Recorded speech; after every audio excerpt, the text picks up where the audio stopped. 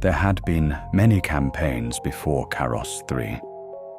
Most of them had blended together over the years into similar memories of dust, burning fuel, broken formations, and orders transmitted across damaged Vox networks. Captain Castor Hart no longer believed that any battlefield could truly surprise an experienced commander of the Armageddon Steel Legion. Every world eventually became another series of calculations involving ammunition expenditure, terrain, engine reliability, enemy armor density, and the amount of time available before a defensive line collapsed. Personal emotions gradually became secondary to mechanical routine. Confidence was measured through preparation rather than optimism. Fear was acknowledged only when it threatened efficiency. The mission on Kharos Three challenged that belief before the first engine had even been started. Hart understood the assignment immediately after reading the sealed operational brief. There was no misunderstanding of its objective, and no alternative interpretation hidden beneath military language. 3 Shadowsword super heavy tanks were expected to destroy a functioning Emperor-class Titan during an active planetary offensive, while the remainder of the Imperial advance fought beneath the machine itself. Every calculation suggested that survival depended upon variables no commander could fully control. Weather conditions, enemy reconnaissance, void shield integrity, supporting formations, and simple fortune would decide whether the regiment succeeded or disappeared beneath the Titan's weapons before ever entering effective firing range. He accepted the mission without objection, because refusal had never been part of Imperial service. Captain Castor Hart served as the commanding officer of the super heavy tank Imperator Rex, one of 3 Shadowswords assigned to the 117th Armageddon Steel Legion Armored Regiment. 46 years of age and born within the polluted hive complexes of Armageddon Prime, Hart had spent nearly 3 decades serving inside armored formations. His physical appearance reflected a career defined more by endurance than ceremony. Standing slightly above average height, with a broad, heavily built frame, developed through years inside confined armored compartments, his body carried numerous scars accumulated during previous campaigns. Burn marks extended across his left forearm following an engine compartment explosion during operations against Orc Gargants many years earlier. A thin scar crossed his right cheek after fragments of shattered vision equipment struck him during a close-range artillery bombardment. His dark hair had begun turning grey around the temples long before reaching middle age, while his eyes remained unusually calm even during combat briefings.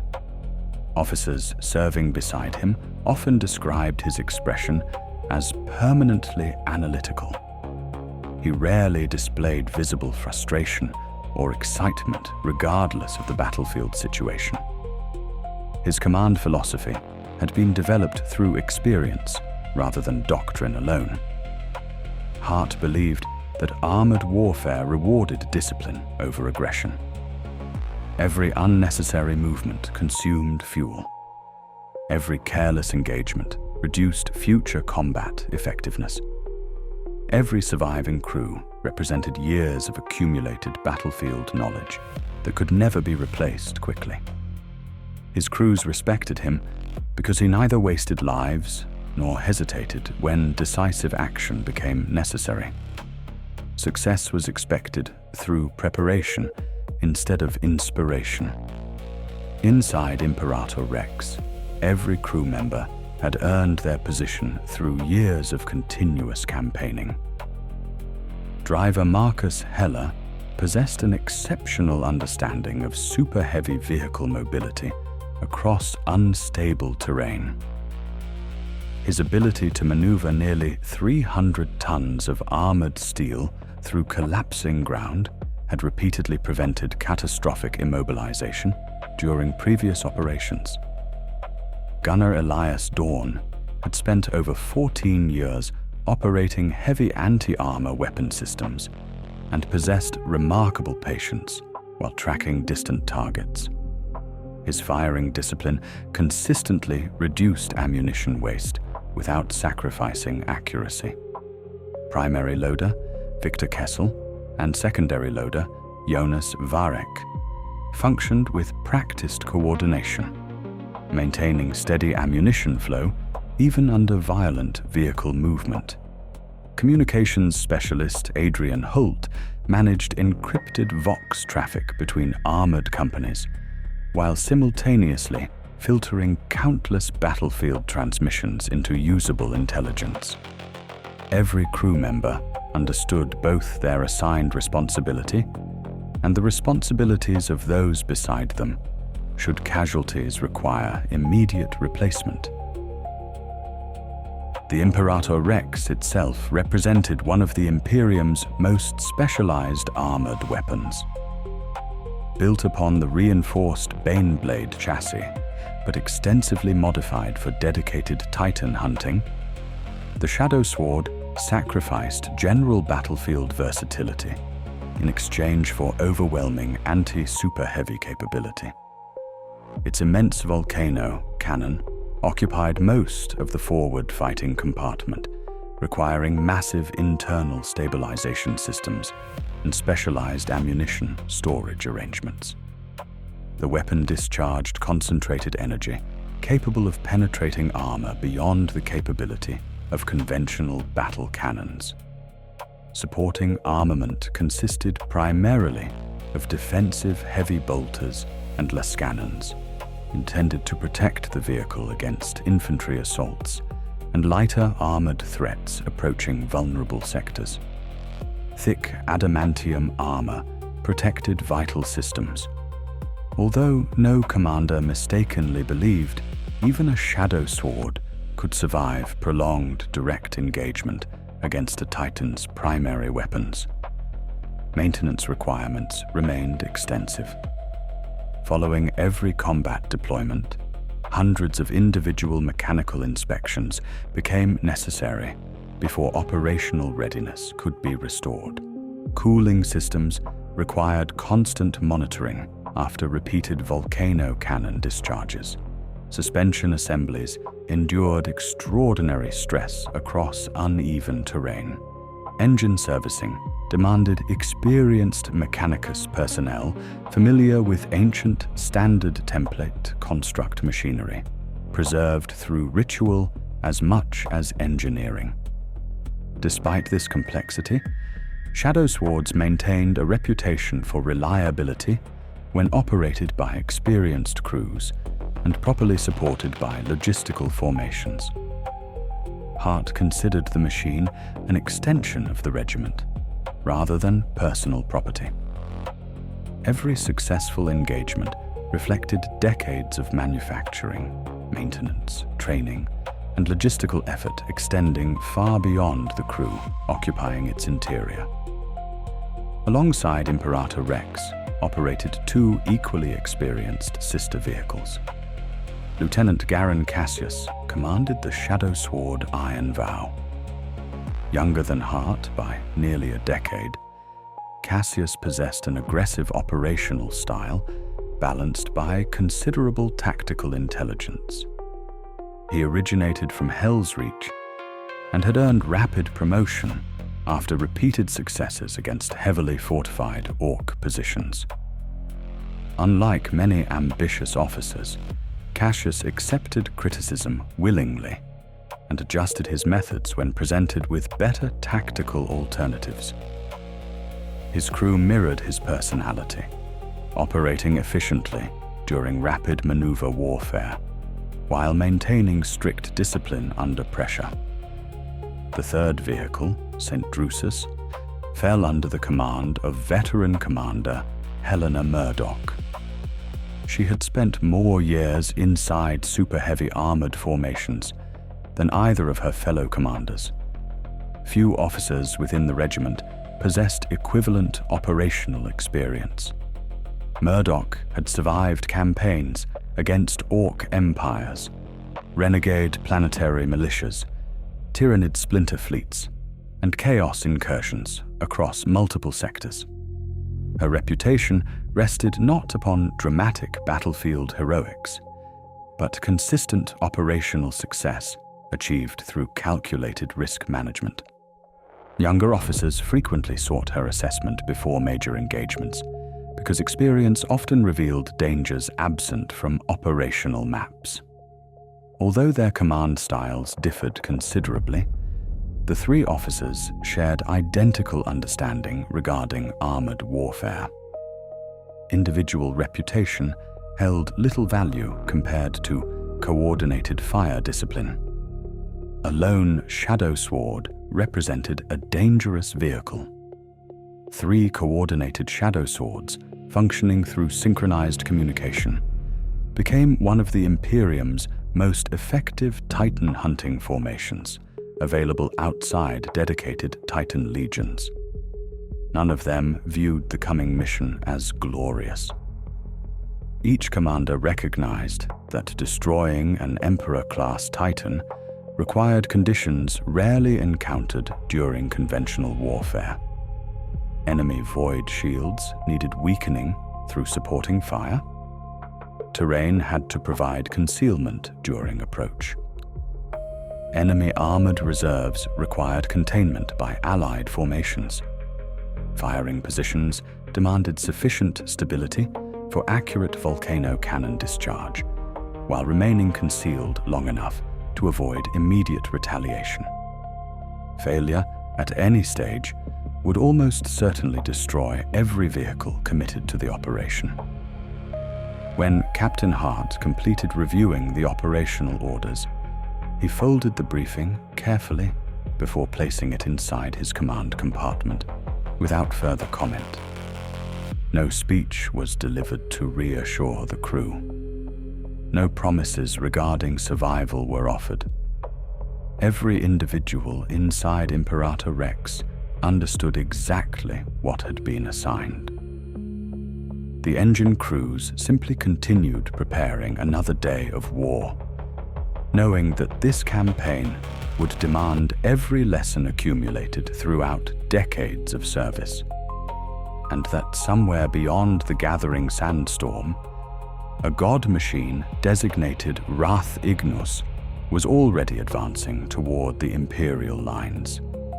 The operational order reached Captain Castor Hart less than 12 standard hours after the 117th Armageddon Steel Legion Armored Regiment completed its latest maintenance cycle.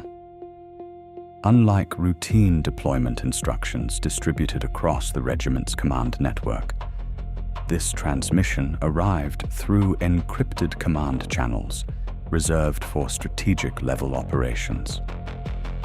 The message contained no unnecessary commentary, no motivational language, and no speculation regarding probability of success. It described only the battlefield situation, available Imperial assets, the identified enemy threat, and the single objective assigned to Hart's armored detachment. He studied the briefing repeatedly inside the command compartment of Imperator Rex, while the super heavy tank remained stationary beneath reinforced camouflage netting. Every paragraph reduced uncertainty, while simultaneously confirming the scale of the operation.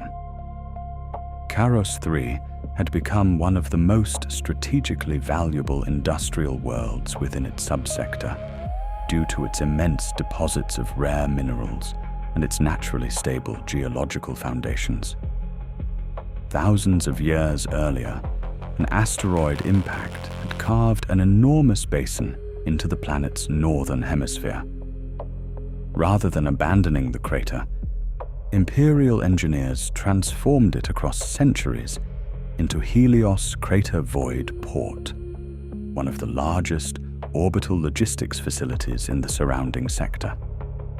The immense crater eventually became the primary gateway through which millions of tons of military equipment, fuel reserves, armored vehicles, orbital munitions, and civilian supplies entered neighboring Imperial systems. Massive landing platforms stretched across kilometers of reinforced ferrocrete. Towering docking spires surrounded the central basin, while subterranean warehouses extended deep beneath the crater floor. Entire districts of maintenance facilities serviced Navy warships between campaigns, while colossal fuel reservoirs supported prolonged fleet operations without requiring immediate orbital resupply. Everything changed following the arrival of chaos. The Helios crater gradually transformed from the largest logistical center on Kharos Three into one of the strongest fortified positions controlled by the servants of the Dark Gods. Orbital bombardments shattered docking towers. Landing platforms became defensive strongholds surrounded by trenches, anti-tank obstacles, minefields, and fortified artillery positions. Wrecked transport vessels remained where they crashed, forming enormous fields of twisted steel that obstructed conventional armored advances. Beneath the surface, underground maintenance tunnels evolved into defensive networks occupied by corrupted guardsmen and Iron Warriors siege specialists. The enemy had converted centuries of Imperial engineering into an immense fortress capable of resisting prolonged assault. Intelligence gathered through orbital reconnaissance, surviving reconnaissance patrols, and Adeptus Mechanicus sensor analysis identified the primary reason behind the fortress's continued resistance. An Emperor-class Titan designated Wrath Ignus. Originally constructed for loyal service to the Imperium thousands of years earlier, the god machine had long since fallen into the service of chaos.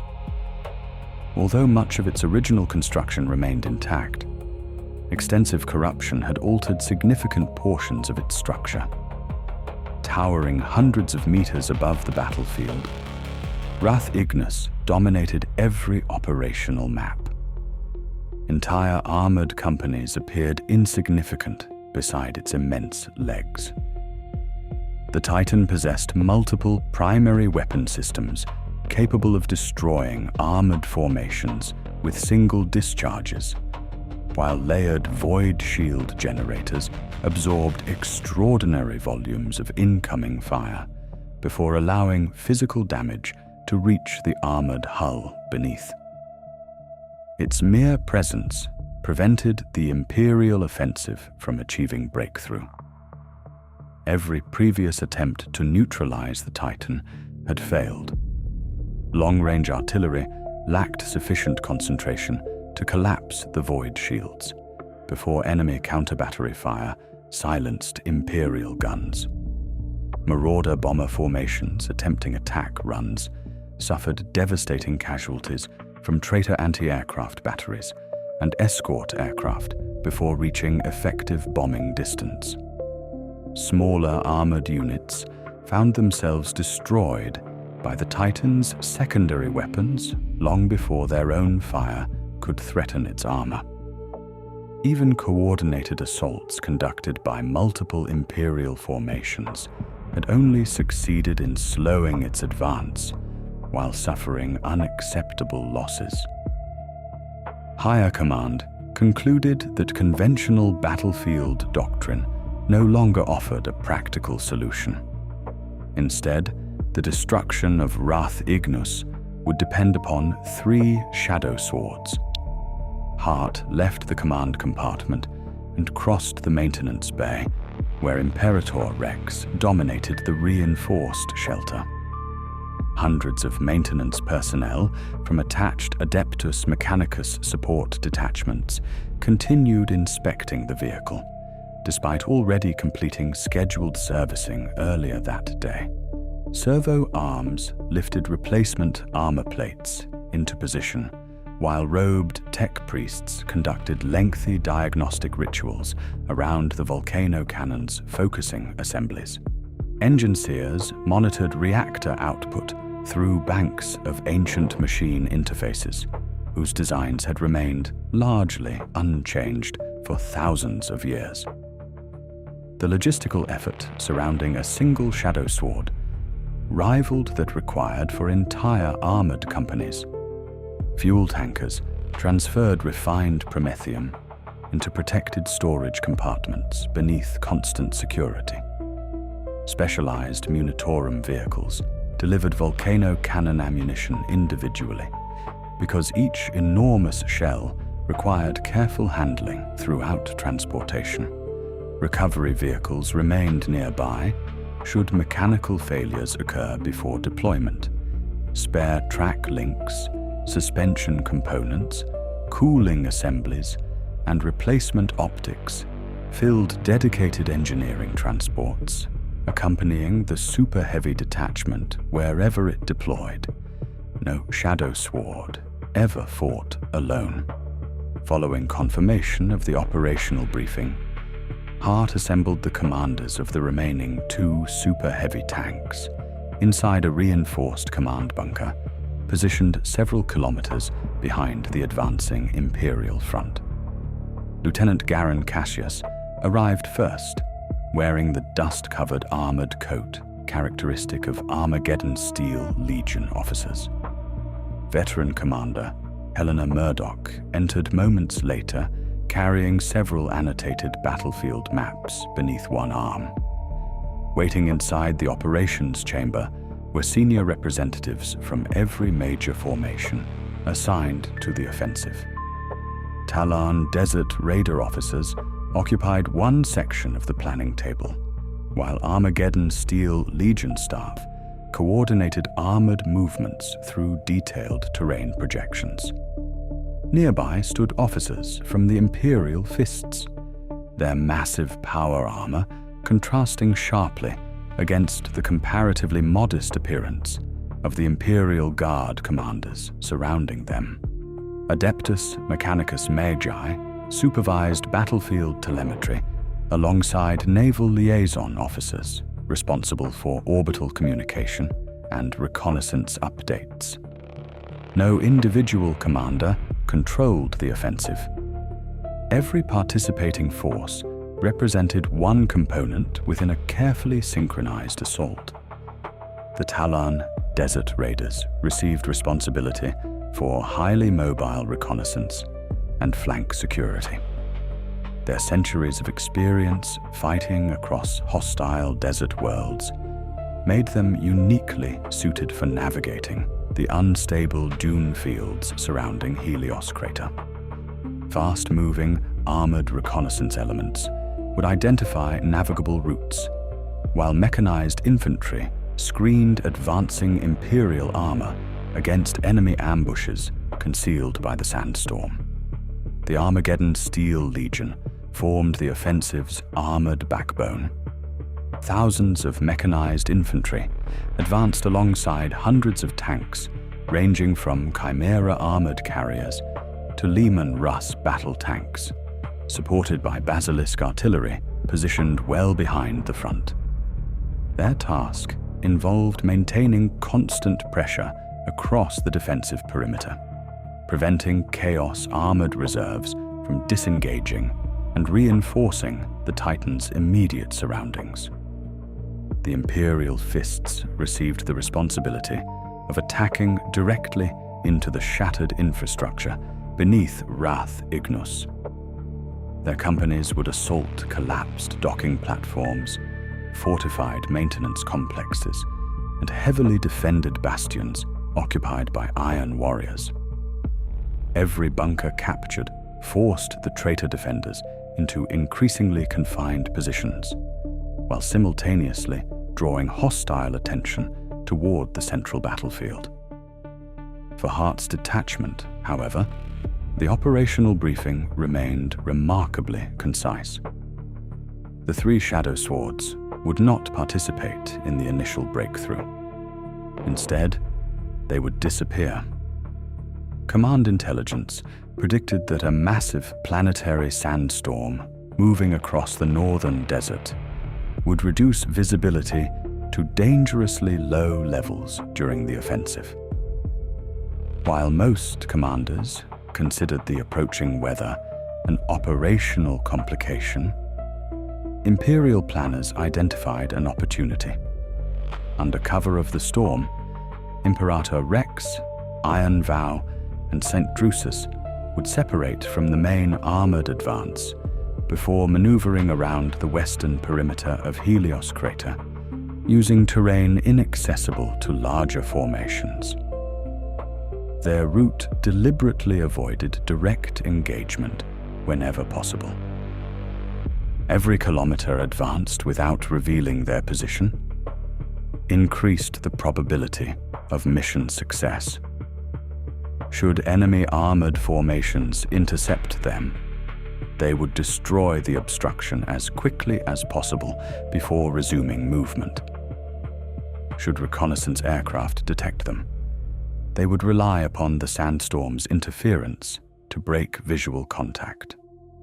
Should Wrath Ignus identify their position before reaching effective firing distance, the mission would almost certainly fail. The objective remained absolute.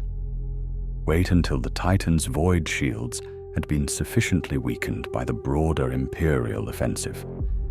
Advance into optimal firing position.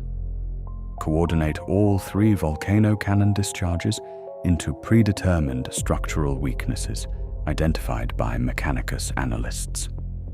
Remain engaged until Wrath Ignus ceased functioning, or until every Shadowsword had been destroyed. Silence settled across the operations chamber after the briefing concluded. None of the assembled officers questioned the feasibility of the assignment, because everyone present understood that no better alternative existed. Captain Hart studied the holographic projection of Helios Crater one final time before committing every landmark, ruined structure, dune formation, and planned maneuver to memory. The mission order required neither inspiration nor debate. It required precision, patience, and absolute coordination. Because somewhere beyond the advancing wall of sand, an Emperor-class Titan was already marching toward the Imperial front, and the responsibility for stopping it now rested upon 3 veteran crews and the ancient machines entrusted to their command. Deployment began before sunrise, according to Kharos Three's local planetary cycle.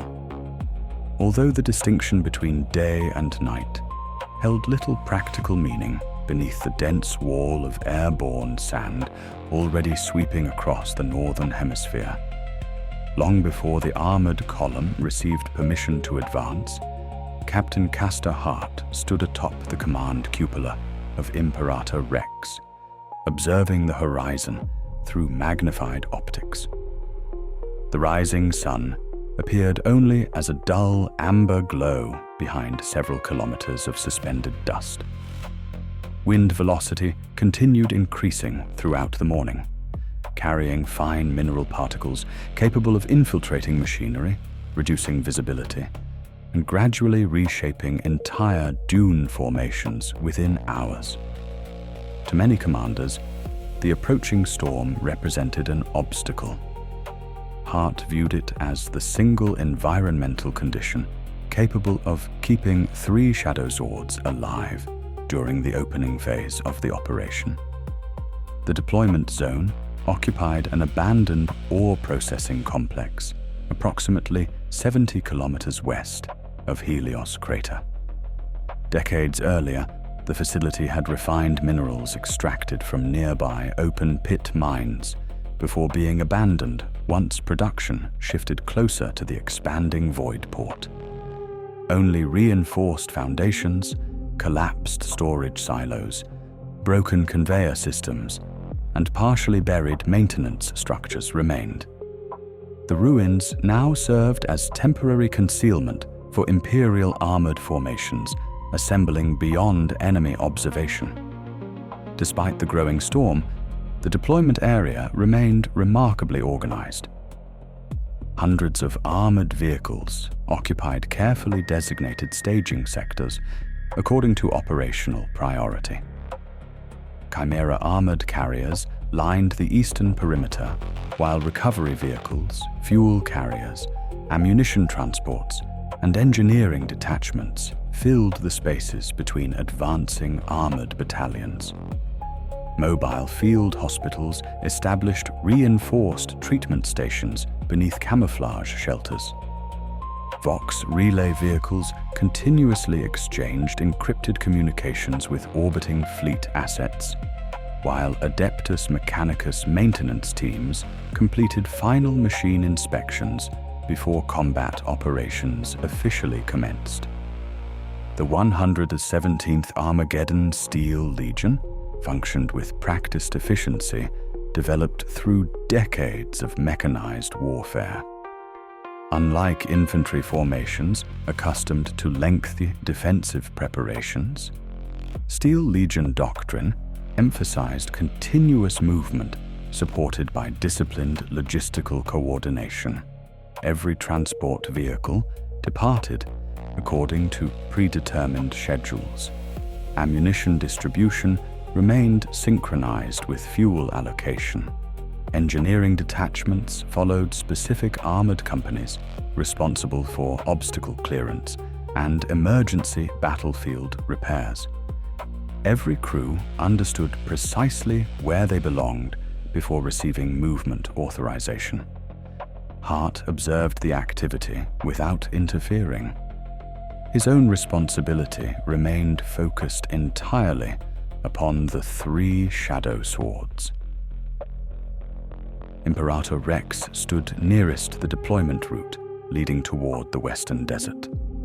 Slightly behind rested Iron Vow, its volcano cannon already elevated for transit, while crews completed external inspection of suspension assemblies. Further south, Saint Drusus remained partially concealed beneath reinforced camouflage netting, as veteran commander Helena Murdoch supervised final communication checks with attached reconnaissance elements. Although separated by several hundred meters, the 3 super heavy tanks appeared almost identical beneath their weathered desert camouflage. Their massive hulls measured far beyond the dimensions of conventional battle tanks. Each machine carried visible evidence of previous campaigns. Layers of repaired armor plates revealed old battle damage, while replacement track sections differed slightly in coloration from their original assemblies. Maintenance markings applied by successive Mechanicus detachments covered numerous external access panels. Dust accumulated immediately across horizontal surfaces despite constant cleaning efforts by the crews. None of the vehicles resembled ceremonial parade machines. Every scratch, weld, and repaired impact crater represented years of continuous operational service. Hart descended through the command hatch into the fighting compartment, where the familiar atmosphere immediately surrounded him. Warm engine heat mixed with the metallic scent of lubricants, electrical equipment, hydraulic systems, and recycled air produced the environment every armored crew eventually accepted as ordinary. Interior lighting remained intentionally subdued to preserve crew vision, while tactical displays projected navigation data across multiple consoles. Driver Marcus Heller already occupied his station, reviewing projected movement routes transmitted moments earlier by regiment headquarters. Gunner Elias Dawn inspected calibration data flowing from the volcano cannon's targeting assemblies, while Victor Kessel and Jonas Varek secured the first operational ammunition within the loading system. Adrian Holt continued monitoring regiment command frequencies alongside dedicated communication channels connecting the remaining Shadowswords. Conversation remained limited, not because discipline demanded silence, rather because every crew member had entered the familiar mental routine preceding major combat operations. Equipment received one final inspection, despite already being checked repeatedly throughout the previous evening. Personal sidearms were secured within accessible compartments. Emergency breathing equipment underwent additional pressure testing. Internal fire suppression systems received confirmation through engineering diagnostics.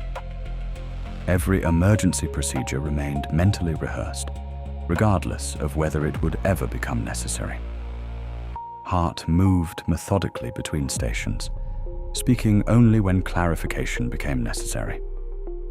He trusted his crew completely. Years of shared deployments eliminated the need for constant supervision. Outside, the deployment intensified.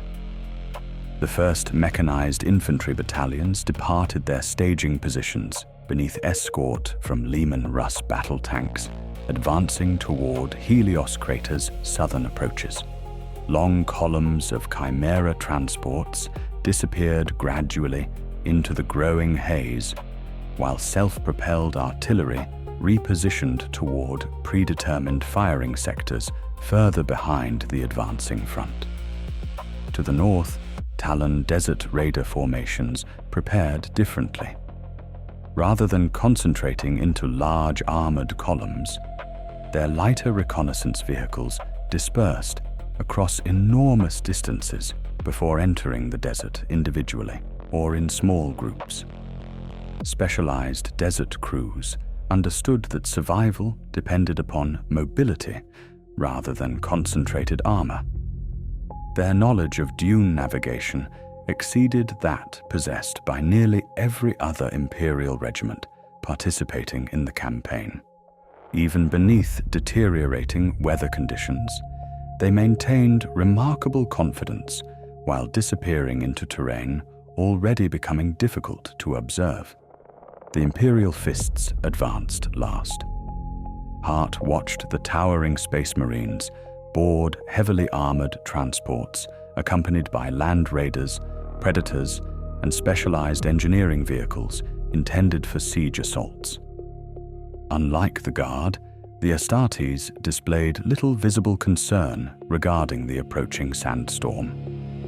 Their genetically enhanced physiology and advanced armor systems rendered environmental conditions significantly less restrictive than those confronting ordinary soldiers. Once the final briefing concluded, Vox transmissions shifted from preparation to execution. Operation commencement received authorization simultaneously across every participating formation. Engines awakened throughout the deployment zone. The sound emerged gradually before building into a continuous mechanical roar extending across kilometers of desert. Thousands of combustion engines, turbine generators, auxiliary power units, and tracked propulsion systems combined into a deep vibration felt through the ground itself. Dust clouds expanded behind departing formations, while searchlights disappeared into the increasingly opaque atmosphere. Inside Imperator Rex, Hart gave the order to begin movement. The enormous super-heavy tank lurched forward as its massive tracks compressed the rocky desert floor beneath hundreds of tons of armored weight. Internal systems vibrated with familiar intensity, while the volcano cannon's stabilization assemblies compensated automatically for uneven terrain. One after another, the remaining Shadowswords followed. Iron Vow settled into formation approximately 200 meters behind Imperator Rex. Saint Drusus maintained similar spacing further south, ensuring sufficient separation should enemy artillery detect one vehicle without immediately exposing the remaining pair. They did not advance toward the main Imperial assault. Instead, they turned west. Within minutes, the primary offensive disappeared behind dense curtains of blowing sand. Their assigned route crossed isolated dune systems rarely used by conventional armored formations due to unstable terrain. Tallarn reconnaissance teams had identified navigable passages only days earlier through continuous surveying, supported by orbital mapping and aerial observation. Temporary guidance beacons, buried beneath the surface to avoid enemy detection, transmitted encrypted navigation signals detectable only by Imperial receivers. Visibility deteriorated steadily. At first, Hart could distinguish Iron Vow through magnified optics. Soon, only intermittent outlines remained visible between shifting walls of airborne sand. Eventually, even those vanished. Communication shifted almost entirely toward instrument readings and encrypted Vox reports, rather than direct visual observation. The storm transformed the battlefield into an environment where every vehicle effectively operated inside its own isolated world. Hours passed as the Super Heavy detachment continued westward. The landscape changed gradually from compact rocky plains into towering dune fields, interrupted by scattered remnants of abandoned industrial expansion projects. Half-buried pipelines emerged unexpectedly before disappearing beneath shifting sand once more. Rusted survey towers leaned dangerously after decades of exposure. Broken excavation machinery remained partially visible, where entire mining operations had been abandoned centuries earlier.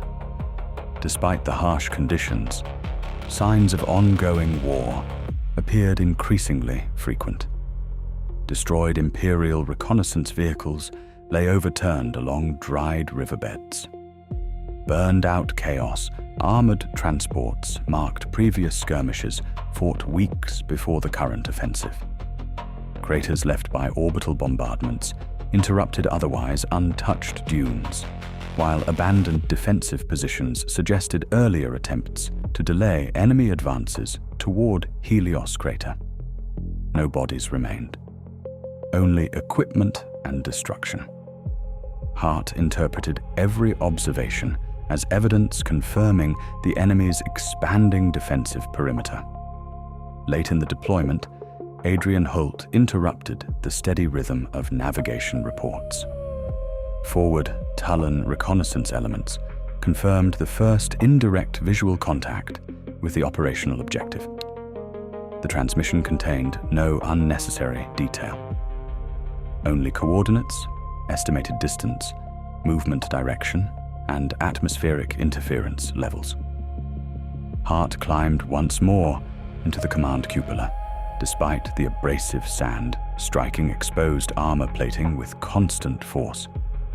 Using magnified optics filtered against the storm, he searched the distant horizon. At first, nothing appeared except endless movement within the storm itself. Then the outline emerged, far beyond effective engagement range, partially concealed by enormous curtains of swirling dust. An impossibly large silhouette moved with deliberate, unwavering purpose. Only fragments became visible at any given moment. A massive leg disappearing into airborne sand. The upper structure briefly materializing before vanishing again. The faint crimson glow of weapon systems penetrating the storm. Each step displaced immense clouds of dust, despite the already violent weather surrounding it. Even at extraordinary distance, The sheer scale of Wrath Ignus distorted perception. Entire buildings could have stood beneath its feet unnoticed. Hart lowered the optics without speaking. No member of the crew required explanation. Every individual inside Imperator Rex now understood that the target existed not as a symbol upon a tactical display, but as a living battlefield presence dominating everything around it. The deployment phase had ended.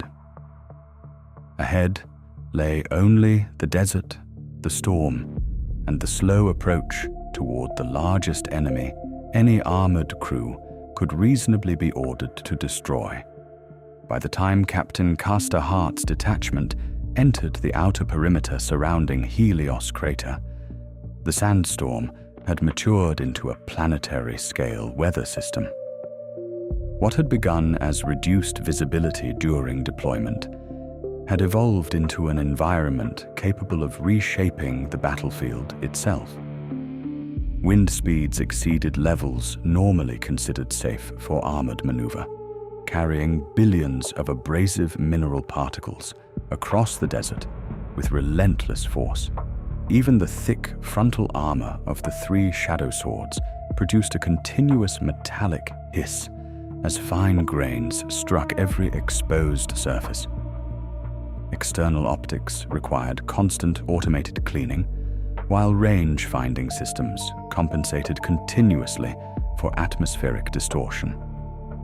Vox transmissions suffered intermittent interference as static intensified across every operational frequency. Inside Imperator Rex, however, discipline remained unchanged. Captain Hart understood that environmental hardship affected both armies equally. The sandstorm did not favor the Imperium nor the servants of chaos. Every vehicle, infantry formation, aircraft, and artillery observer operating across Kharos Three experienced the same reduction in visibility, navigation, and communication. The commanders capable of adapting their doctrine to these conditions would dictate the pace of battle. Hart intended for the 3 Shadowswords to become nearly invisible.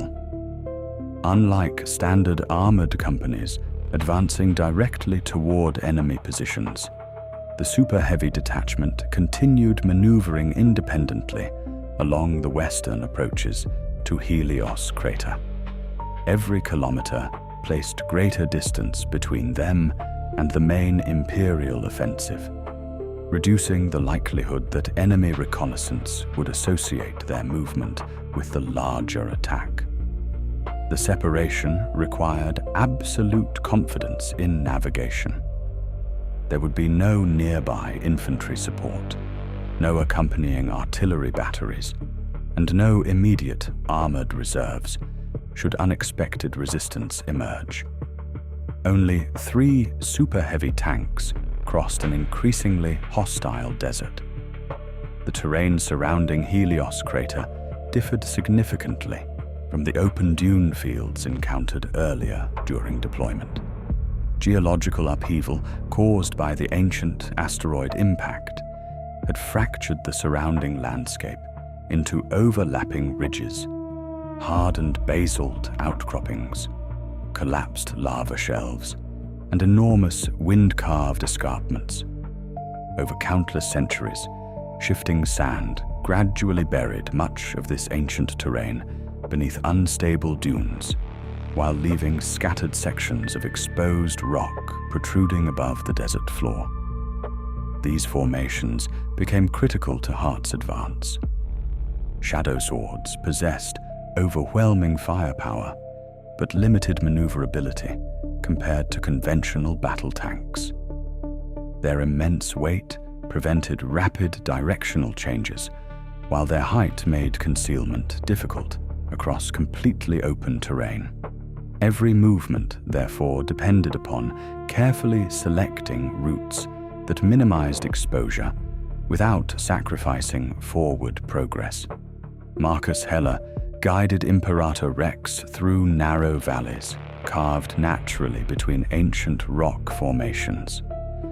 Rather than crossing exposed dune crests where the vehicle's silhouette would become visible for kilometers, he consistently favored lower ground despite the increased complexity of navigation.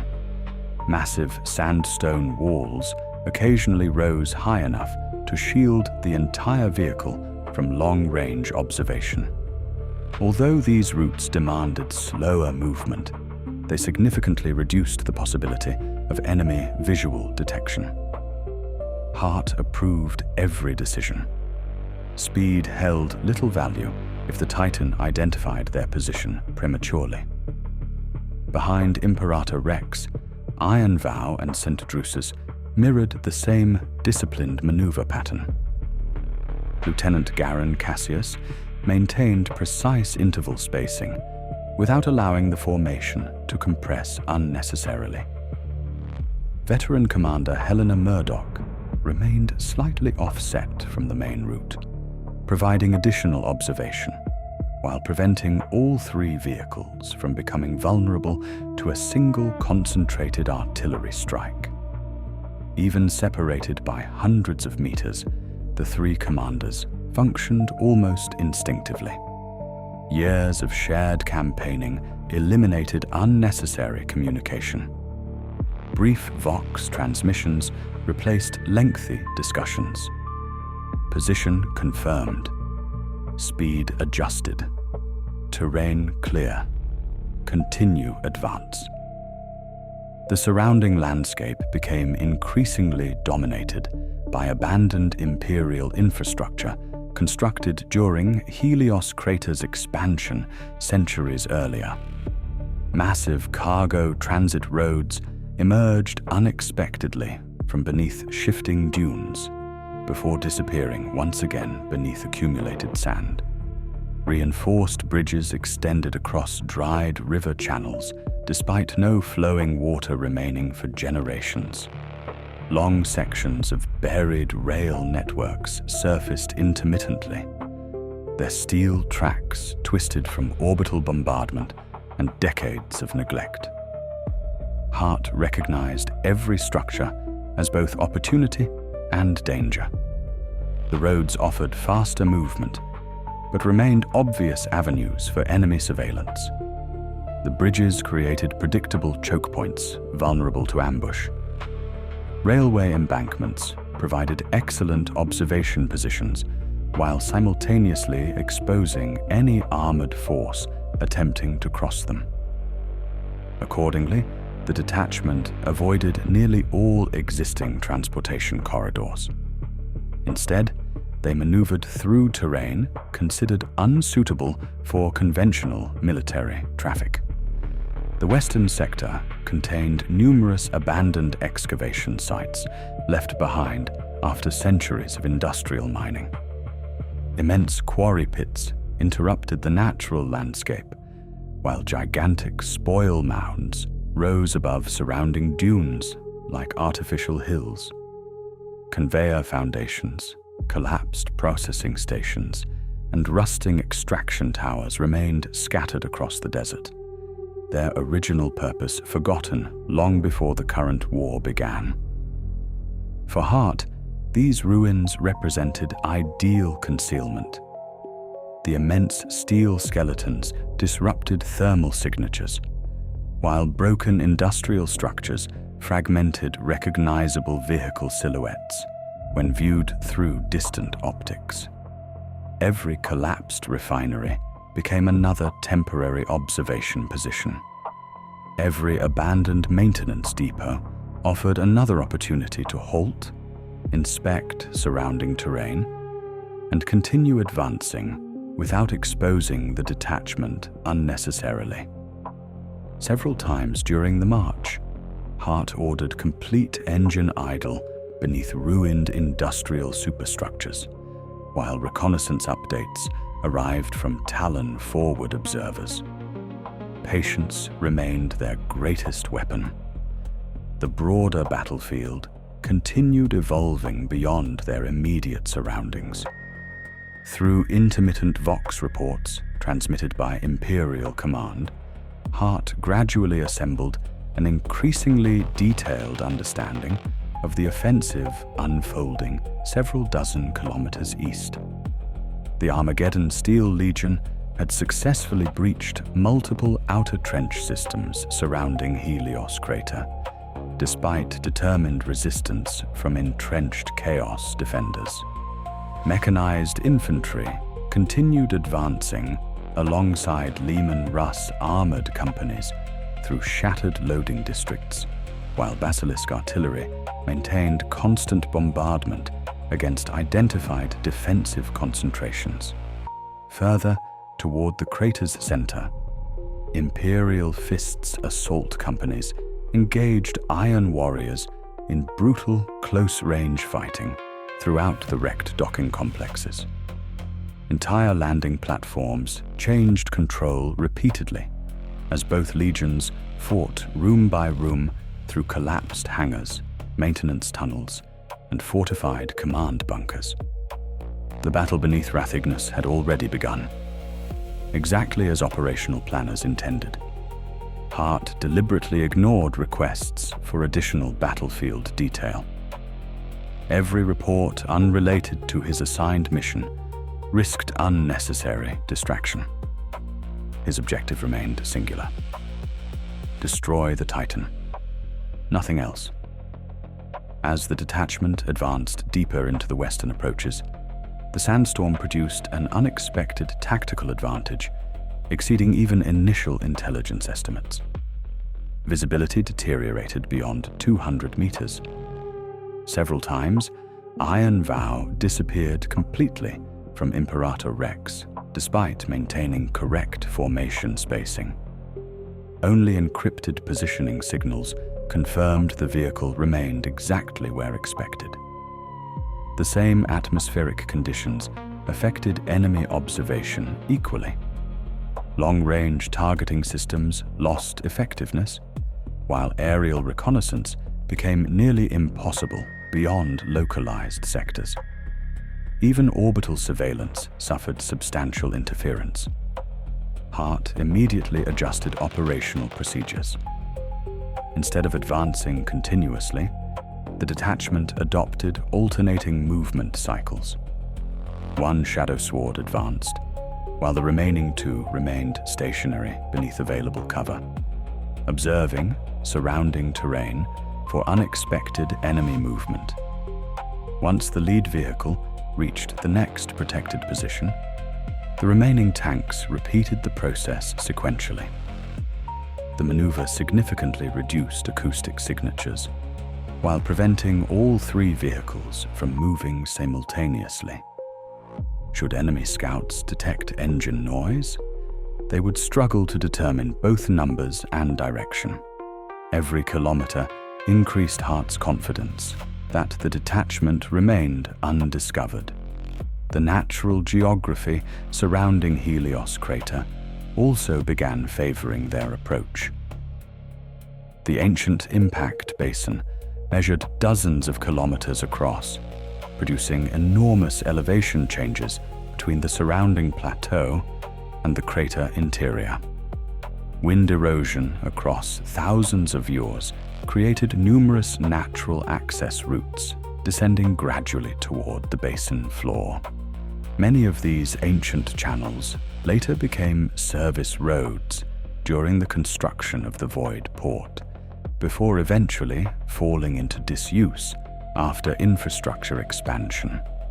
Tallarn reconnaissance identified one particular descent route considered impassable by larger armored formations due to unstable ground conditions.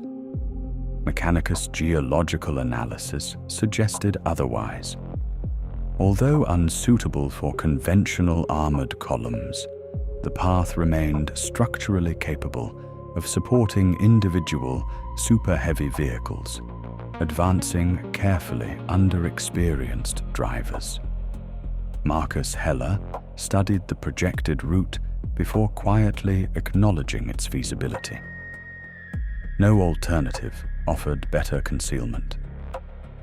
The descent would position the three Shadowswords behind a series of partially collapsed cargo storage districts, located along the western interior of Helios Crater. From there, they could continue maneuvering through ruined logistics infrastructure while remaining largely concealed from the Titan's direct observation. Hart approved the maneuver immediately. It represented precisely the type of terrain advantage anticipated during operational planning. Late in the afternoon, the detachment reached the crest overlooking Helios Crater's western interior. Hart emerged once more through the command hatch. Even through the storm, the scale of destruction exceeded every reconnaissance image studied before deployment. The immense crater no longer resembled an operational void port. Thousands of years of Imperial engineering lay broken beneath constant warfare. Landing platforms had collapsed into enormous fields of fractured ferrocrete. Docking towers leaned precariously before disappearing into drifting sand. Wrecked cargo haulers remained embedded where orbital bombardments forced them from the sky. Entire districts burned continuously despite the violent wind, producing towering columns of black smoke mixing with airborne sand, until both became indistinguishable. Far below, flashes of artillery illuminated the storm. Columns of armored vehicles maneuvered through shattered streets. Imperial and Chaos formations fought beneath infrastructure so immense that individual tanks resembled insects crossing ruined highways. Then Hart saw the true center of the battlefield. Far across the crater floor, towering above every burning structure and collapsing tower, Wrath Ignus advanced with slow, deliberate certainty. Even partially obscured by the storm, the Emperor-class Titan dominated the horizon. Each measured step carried it across distances that required armored vehicles several minutes to traverse. Secondary weapon batteries discharged methodically into advancing Imperial formations, while immense void shields shimmered faintly whenever concentrated fire impacted their invisible barriers. The God Machine had not yet detected them. That single fact justified every hour spent navigating hostile terrain. Hart lowered his magnoculars before returning inside the armored hull. The environmental phase of the mission had accomplished its purpose. The desert, the ruined industrial landscape, and the relentless sandstorm had carried 3 Shadowswords into positions few enemy commanders believed possible. Now, the battlefield itself would become their greatest ally as they began the final approach toward the largest target any armored crew could ever be ordered to hunt. The first confirmed enemy contact did not come from the towering silhouette of Wrath Ignus. Captain Castor Hart had anticipated that the Emperor-class Titan would remain occupied with the primary Imperial offensive for as long as possible. Thousands of guardsmen, advancing armored regiments, concentrated artillery batteries, and companies of Imperial Fists demanded the attention of a God Machine whose purpose was to dominate entire battlefields rather than pursue isolated armored detachments. The greater danger originated from the defensive network protecting the Titan's flanks. If those outer formations identified the 3 Shadowswords before they reached their designated firing positions, the mission would likely end long before the volcano cannons entered effective range. The detachment continued advancing through the shattered western logistics district beneath the cover of collapsing warehouse structures and partially buried cargo terminals. Every ruined building interrupted sight lines, while the continuing sandstorm concealed movement beyond several hundred meters. The environment had become quieter despite the immense battle taking place elsewhere inside Helios Crater. Only distant artillery impacts and the muffled vibration of heavy engines carried through the wind. Hart understood that this unusual silence indicated proximity to enemy-held territory rather than safety. Inside Imperator Rex, every crew member remained focused upon their individual responsibilities.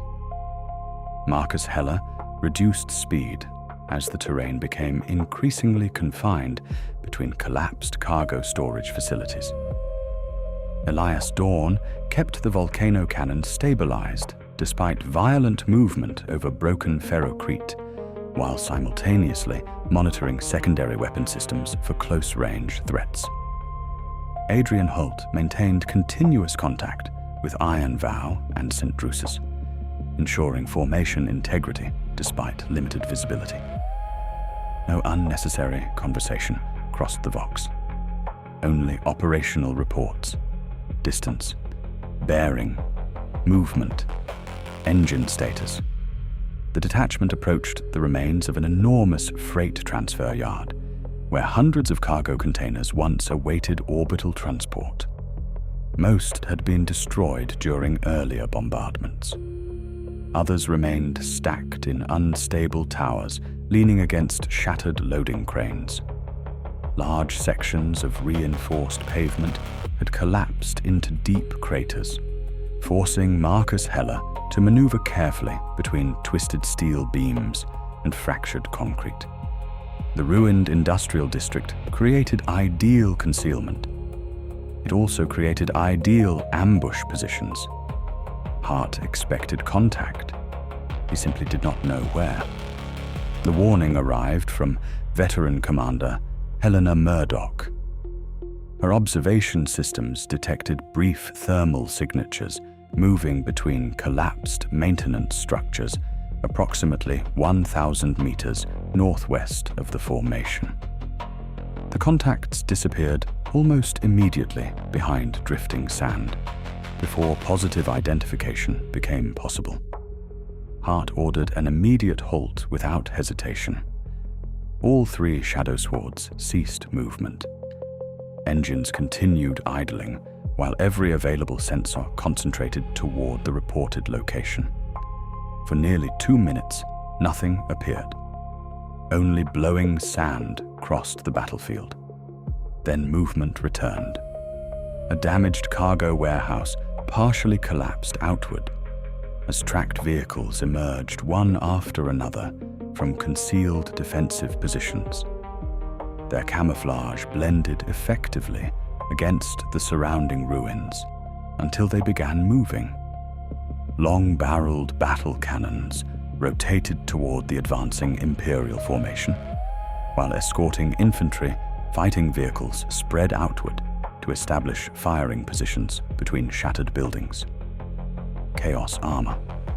Hart observed through magnified optics without immediately opening fire.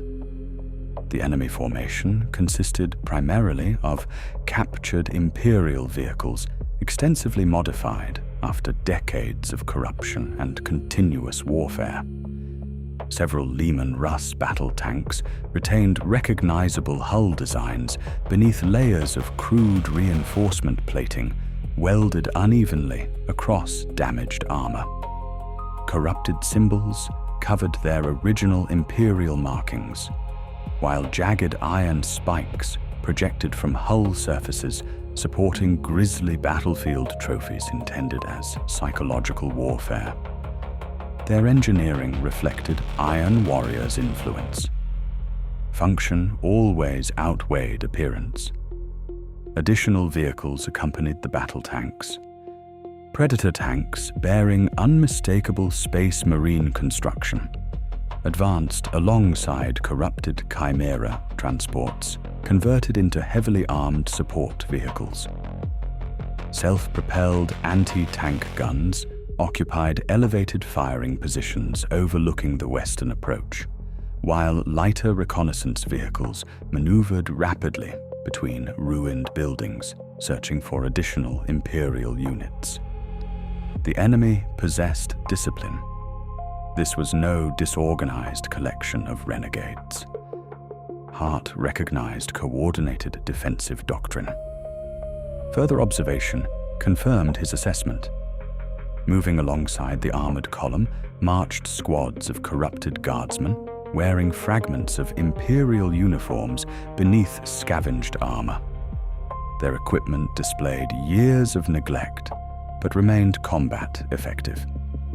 Heavy weapon teams established overlapping fields of fire around key intersections, while dedicated anti-armor squads occupied upper levels of surviving industrial structures. Among them walked towering figures, impossible to mistake. Iron warriors. The traitor Astartes advanced deliberately through the ruins without displaying urgency. Massive suits of ancient power armor carried visible evidence of countless sieges fought across centuries. Hazard-striped shoulder plates remained partially visible beneath layers of accumulated dust and battlefield damage. Their armor appeared functional rather than ceremonial. Replacement plates differed in color from surrounding sections, while numerous impact scars remained unrepaired, suggesting confidence that cosmetic restoration held little military value. Hart studied one warrior particularly carefully. The Chaos Space Marine directed vehicle movements through concise hand signals rather than Vox transmissions, indicating concern regarding Imperial signal interception. Servo-assisted armor moved with mechanical precision despite its immense size. A heavy bolter rested comfortably across one arm, while a powered siege hammer remained secured against the warrior's back. Everything about the enemy reflected siege warfare. Methodical, disciplined, patient, exactly what Hart expected from followers of Perturabo. The Chaos formation had not yet positively identified the three Shadowswords. Instead, they appeared uncertain. Reduced visibility prevented accurate assessment beyond recognizing large armored contacts somewhere inside the storm. Hart immediately understood the advantage. He quietly ordered every vehicle to remain motionless. No weapon discharged. No engine accelerated. The three super-heavy tanks disappeared once again into the surrounding industrial ruins, while the enemy attempted visual confirmation. Several minutes passed. The Iron Warriors commander committed additional reconnaissance. Two corrupted Sentinel walkers advanced cautiously through the wreckage, accompanied by infantry screening both flanks. Their task appeared straightforward: determine the identity of the unidentified armored contacts. Nothing more. Hart allowed them closer. 300 meters, 200, 150. Only when positive identification became unavoidable did he finally issue his first combat order. The secondary heavy bolters erupted simultaneously. Explosive rounds crossed the narrow industrial avenue with devastating effect. The leading Sentinel lost its cockpit instantly beneath concentrated fire, while the second suffered catastrophic leg damage before collapsing sideways into a ruined loading platform. Corrupted infantry scattered instinctively toward available cover, returning fire with laser guns, autocannons, and missile launchers that impacted harmlessly against the immense frontal armor of Imperator Rex. Within seconds, the battlefield transformed.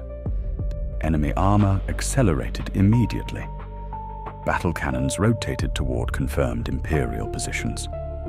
Heavy bolter tracers cut through blowing sand, while anti-tank weapons occupied pre-planned firing sectors overlooking the ruined avenue. Hart remained calm. The engagement unfolded precisely as expected. the volcano cannon remained silent. Destroying reconnaissance elements had become necessary. Revealing the primary weapon remained unacceptable. Instead, the three Shadowswords fought, using only defensive armament, while continuing their advance. Iron Vow emerged first from concealment. Twinless cannons engaged a Chaos Predator, attempting to establish a flanking position between two collapsed warehouses. Concentrated energy beams penetrated the vehicle's frontal armor before igniting internal ammunition storage. The explosion scattered burning debris across nearby ruins without slowing the Imperial advance. Moments later, Saint Drusus engaged enemy heavy weapon teams, occupying elevated positions inside a shattered cargo tower. Precise heavy bolter fire systematically eliminated firing nests one level after another, until surviving defenders abandoned the structure entirely. Throughout the exchange, Hart deliberately avoided prolonged engagement.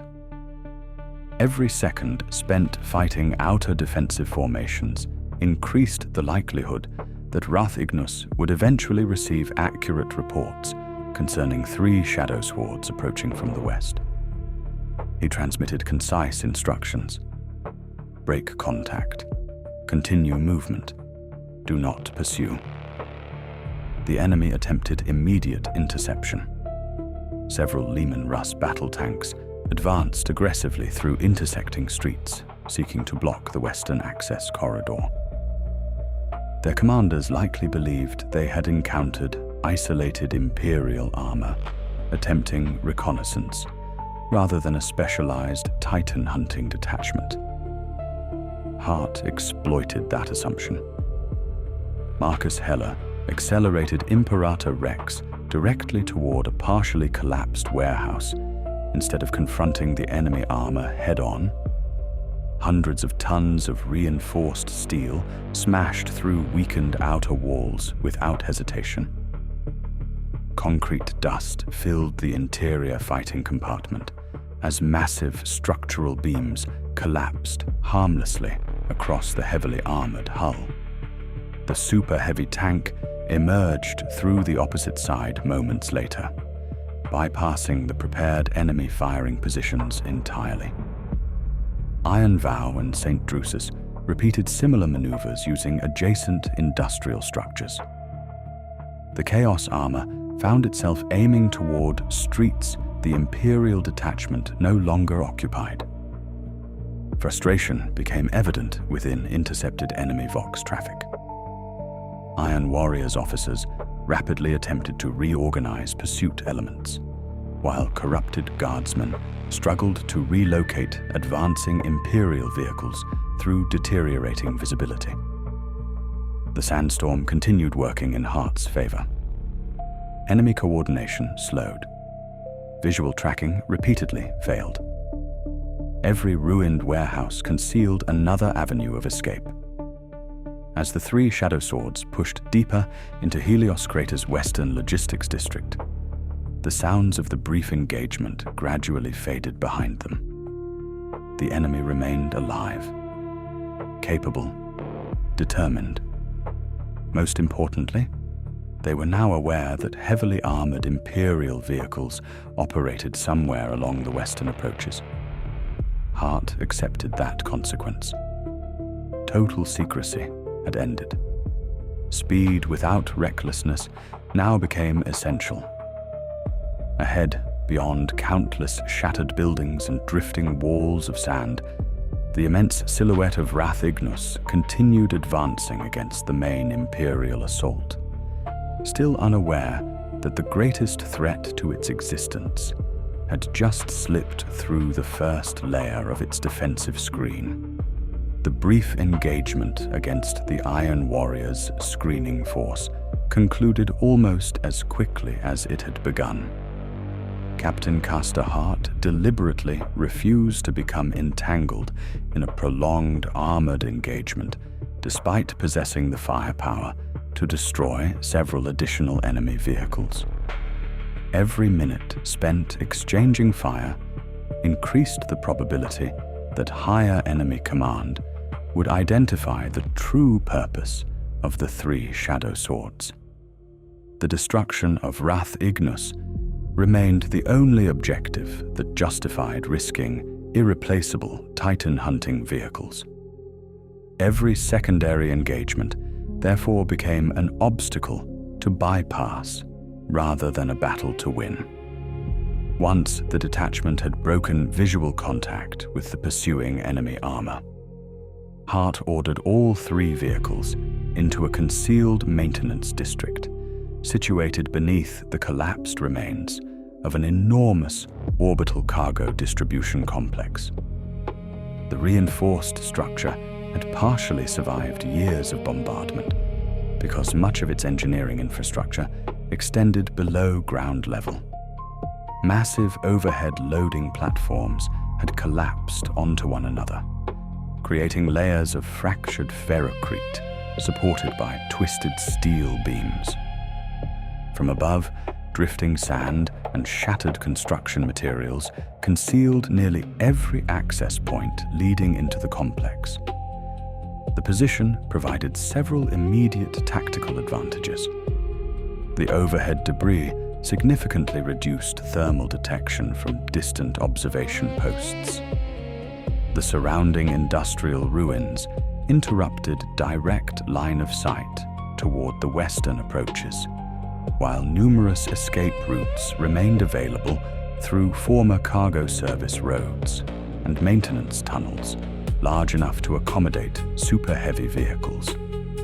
Most importantly, the position lay beyond immediate observation from the Emperor-class Titan, without requiring the detachment to withdraw farther from its planned firing route. Hart immediately ordered a complete combat assessment. Inside Imperator Rex, every compartment underwent rapid inspection. Driver Marcus Heller reported that the suspension assemblies remained fully operational despite repeated impacts while traversing collapsed industrial structures. Track tension remained within acceptable tolerances, and steering response showed no measurable degradation. Internal engine temperatures had increased beyond normal cruising levels following prolonged operation through deep sand, but remained comfortably inside operational limits. Cooling systems continued functioning efficiently despite continuous exposure to abrasive dust. Gunner Elias Dawn confirmed that the volcano cannon had not suffered any calibration drift during the maneuver through Helios Crater.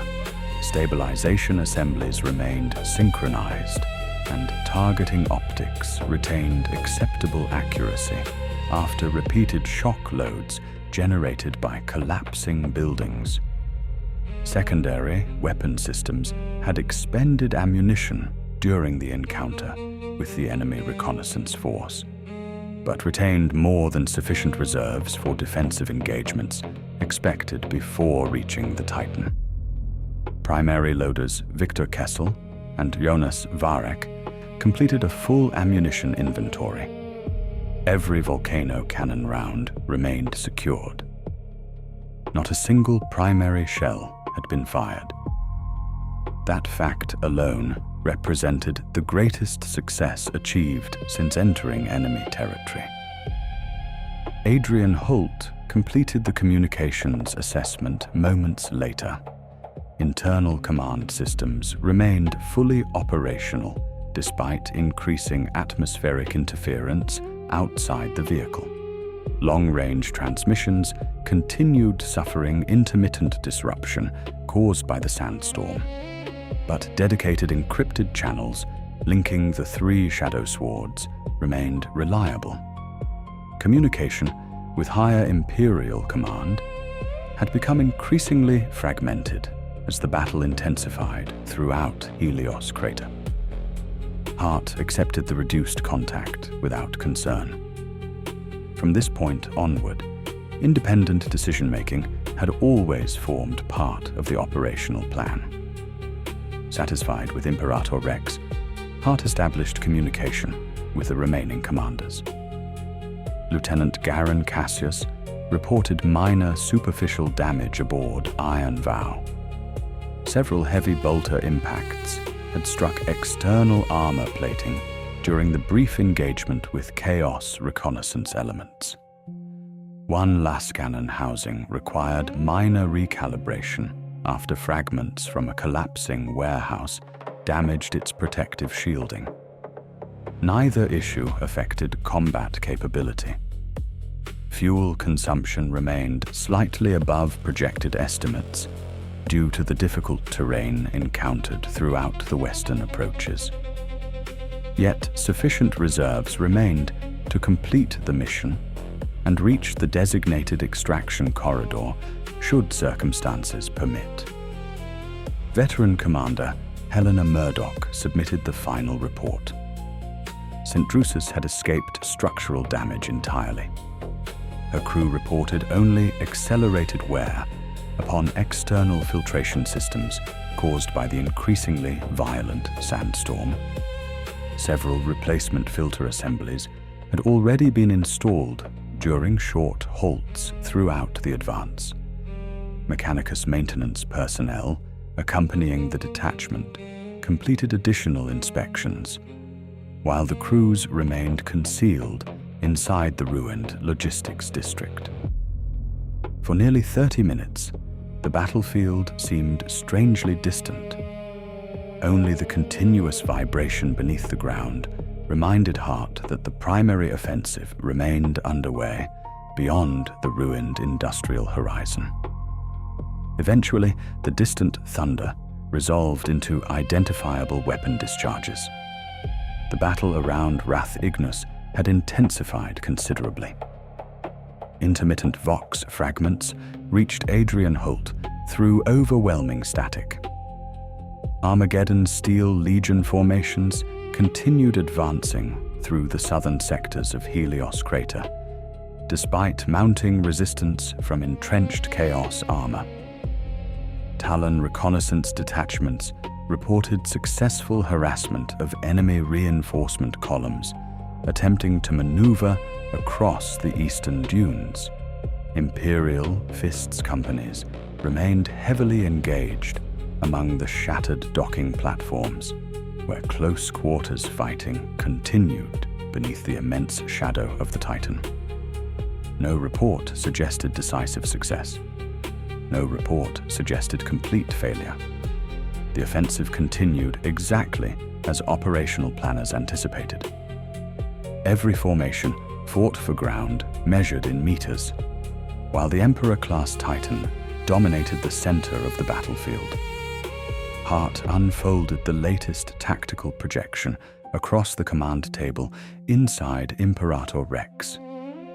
The map no longer resembled the original briefing received before deployment. New battlefield information continuously updated friendly and hostile positions. Several Imperial armored companies marked during the morning advance had disappeared from the display entirely, indicating either destruction or complete communication loss. Enemy defensive concentrations shifted steadily toward sectors experiencing the heaviest fighting. The western interior, where the 3 Shadowswords currently remained concealed, showed noticeably reduced enemy activity. The diversion had succeeded. Chaos commanders believed the main Imperial thrust remained concentrated elsewhere. Hart quietly studied the projected location of Wrath Ignus.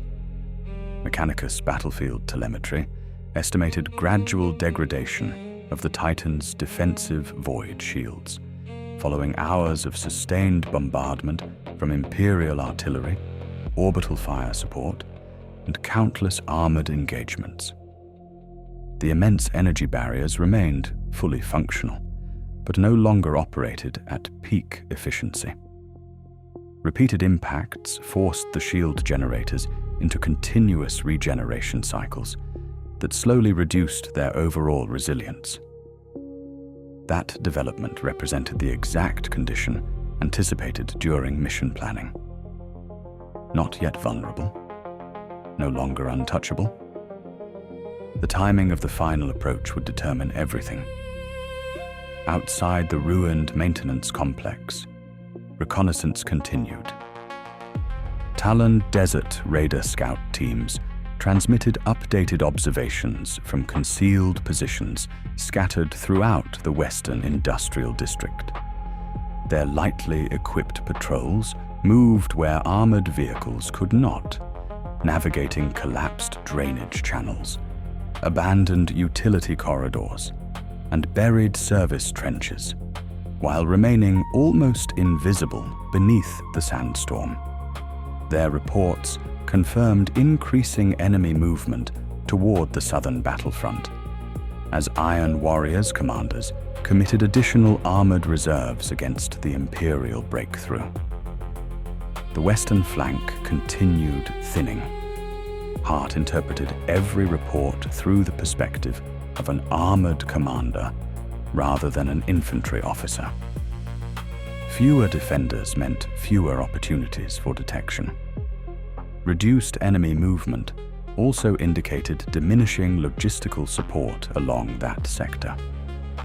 Ammunition carriers, fuel transports, and reserve formations increasingly traveled toward the primary engagement beneath the Titan. Should the Shadowswords resume movement immediately, they possessed the greatest probability yet of reaching their designated firing corridor without becoming decisively engaged by another armored screen. He issued the next series of orders without hesitation. Crews replenished secondary ammunition wherever practical, using reserve stocks carried by accompanying logistics vehicles. External armor received rapid inspection, while damaged camouflage netting was discarded rather than repaired. Mechanicus engine seers completed final blessings over the volcano cannon assemblies before withdrawing into protected transport vehicles that would remain concealed until summoned again. Fuel levels across all three Shadowswords remained sufficient. Primary ammunition remained untouched. Every crew remained combat effective. Most importantly, no personnel had been lost. The first stage of the mission had concluded with the Titan hunting detachment intact. Captain Hart allowed himself only a brief glance toward the distant horizon through the command periscope.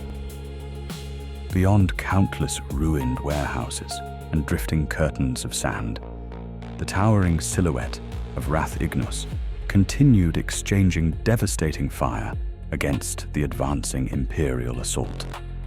The God Machine still directed its overwhelming attention toward the thousands of guardsmen, the Tallarn armored formations, and the Imperial Fists fighting beneath its feet. It remained unaware that 3 Shadowswords had survived the outer defensive screen, preserved every volcano cannon round, and now waited silently within striking distance. The mission objective remained unsecured. For the first time since entering Helios Crater, however, Captain Hart assessed that the probability of reaching the final firing position had increased rather than diminished. The next movement would commit the detachment beyond the point where withdrawal remained practical. From that moment onward, every decision would carry them directly toward the Emperor-class Titan itself. The order to resume movement came without ceremony. Captain Castor Hart waited until the latest reconnaissance reports confirmed that the western defensive corridor remained only lightly occupied before authorizing the final advance. The 3 Shadowswords emerged one after another from beneath the collapsed logistics complex, their immense engines producing a low mechanical vibration that disappeared beneath the constant howl of the sandstorm. every crew member understood that there would be no further opportunities to halt for prolonged maintenance or tactical reassessment. From this point onward, every kilometer shortened the distance between the detachment and Wrath Ignus, while simultaneously increasing the likelihood of discovery. The final approach demanded patience rather than speed. Rather than advancing in a straight line toward the Titan, the formation continued exploiting the immense wreckage surrounding Helios Crater. The western districts contained the remains of orbital loading facilities that once serviced thousands of transport vessels each year. Entire docking platforms had collapsed into overlapping layers of ferrocrete, while enormous cargo cranes lay twisted across ruined avenues. Wrecked freighters rested where orbital bombardments had forced them from the sky, their shattered hulls forming artificial hills of armored steel. Marcus Heller maneuvered Imperator Rex carefully between these obstacles, using every available structure to break the vehicle's silhouette. Behind him, Lieutenant Garen Cassius maintained the position of Iron Vow with disciplined precision, while veteran commander Helena Murdoch guided Saint Drusus through a parallel route several hundred meters farther south. Their spacing prevented the detachment from presenting a concentrated target, while ensuring that each commander could support the others if enemy resistance suddenly emerged. Unlike the earlier stages of the operation, enemy patrols had become increasingly infrequent. Most Chaos reserves had already been committed against the main Imperial assault. The continuous pressure exerted by the Armageddon Steel Legion and the Tallarn Desert Raiders forced Iron Warriors commanders to reinforce the southern and eastern sectors surrounding the Titan. Intercepted Vox traffic confirmed hurried requests for armored support, emergency ammunition resupply, and engineering detachments attempting to repair collapsing defensive lines. The Imperial offensive had achieved its intended purpose. Every regiment fighting beneath Wrath Ignus continued drawing the attention of the enemy command structure. Hart understood that thousands of guardsmen were sacrificing themselves to create the opportunity now unfolding before his detachment. No acknowledgement could be transmitted. No assistance could be provided. Their responsibility remained unchanged. Destroy the Titan. As the three Shadowswords advanced deeper into the western interior of Helios Crater, the battlefield gradually transformed around them. The towering industrial structures became less frequent. Open maintenance yards replaced enclosed cargo districts, while enormous service roads converged toward the central landing platforms surrounding the Void Port's command sector. Visibility remained poor, but occasional breaks within the storm allowed brief observations extending several kilometers across the battlefield. Hart climbed into the command cupola whenever those moments occurred. Through magnified optics, he finally observed the full scale of the engagement beneath Wrath Ignus. The Emperor-class Titan stood among burning landing platforms surrounded by an ocean of warfare. Hundreds of armored vehicles maneuvered between shattered infrastructure, while countless infantry formations advanced through smoke and drifting sand. Imperial artillery continued striking the Titan's surrounding defenses with relentless consistency. Explosions climbed the immense armored legs of the god machine before disappearing harmlessly against shimmering void shields. Companies of Imperial Fists fought among collapsed docking towers, where iron warriors had converted maintenance facilities into heavily fortified bastions. Heavy weapon fire crossed every visible avenue, while burning wrecks marked the locations of destroyed tanks from both sides. The battlefield no longer possessed a coherent front line. Instead, dozens of separate engagements unfolded simultaneously beneath the Titan's immense shadow. Even from several kilometers away, Wrath Ignus dominated every observation. Its cathedral-like superstructure disappeared into the upper layers of the sandstorm. Immense banners corrupted by centuries of chaos service hung from armored galleries before vanishing into blowing dust. Gigantic weapon batteries rotated methodically across the battlefield, selecting new targets with terrifying precision. Every discharge from the Titan's arm-mounted weapon systems erased sections of the Imperial advance, leaving only expanding clouds of dust, smoke, and burning debris. Then Hart witnessed the volcano cannon mounted along the Titan's upper structure fire. There was no dramatic warning. Only an intense burst of blinding energy, followed immediately by the complete destruction of an Imperial armored concentration several kilometers away. Multiple Lehman Russ tanks vanished almost instantly beneath the beam, while the surrounding terrain transformed into molten glass and burning rock. The discharge remained visible for only moments, yet its effect permanently altered the landscape where it struck. Inside Imperator Rex, silence settled across the fighting compartment. Every crew member had spent years studying the destructive capability of Titan-grade weapons. Seeing one employed at full combat power produced a far different understanding. Hart lowered the optics. "The objective remains unchanged," he said calmly across the internal vox. No further discussion followed. Mechanicus telemetry transmitted through Adrian Holt's command console began updating every few minutes. Battlefield analysts monitoring the Titan's shield harmonics reported continuing fluctuations across the Void Shield network. Hours of sustained bombardment had forced repeated overload cycles throughout the immense generators protecting Wrath Ignus. Although the barriers remained operational, regeneration intervals continued increasing between successive impacts. Hart compared the telemetry against the original briefing. The projected firing window had nearly arrived.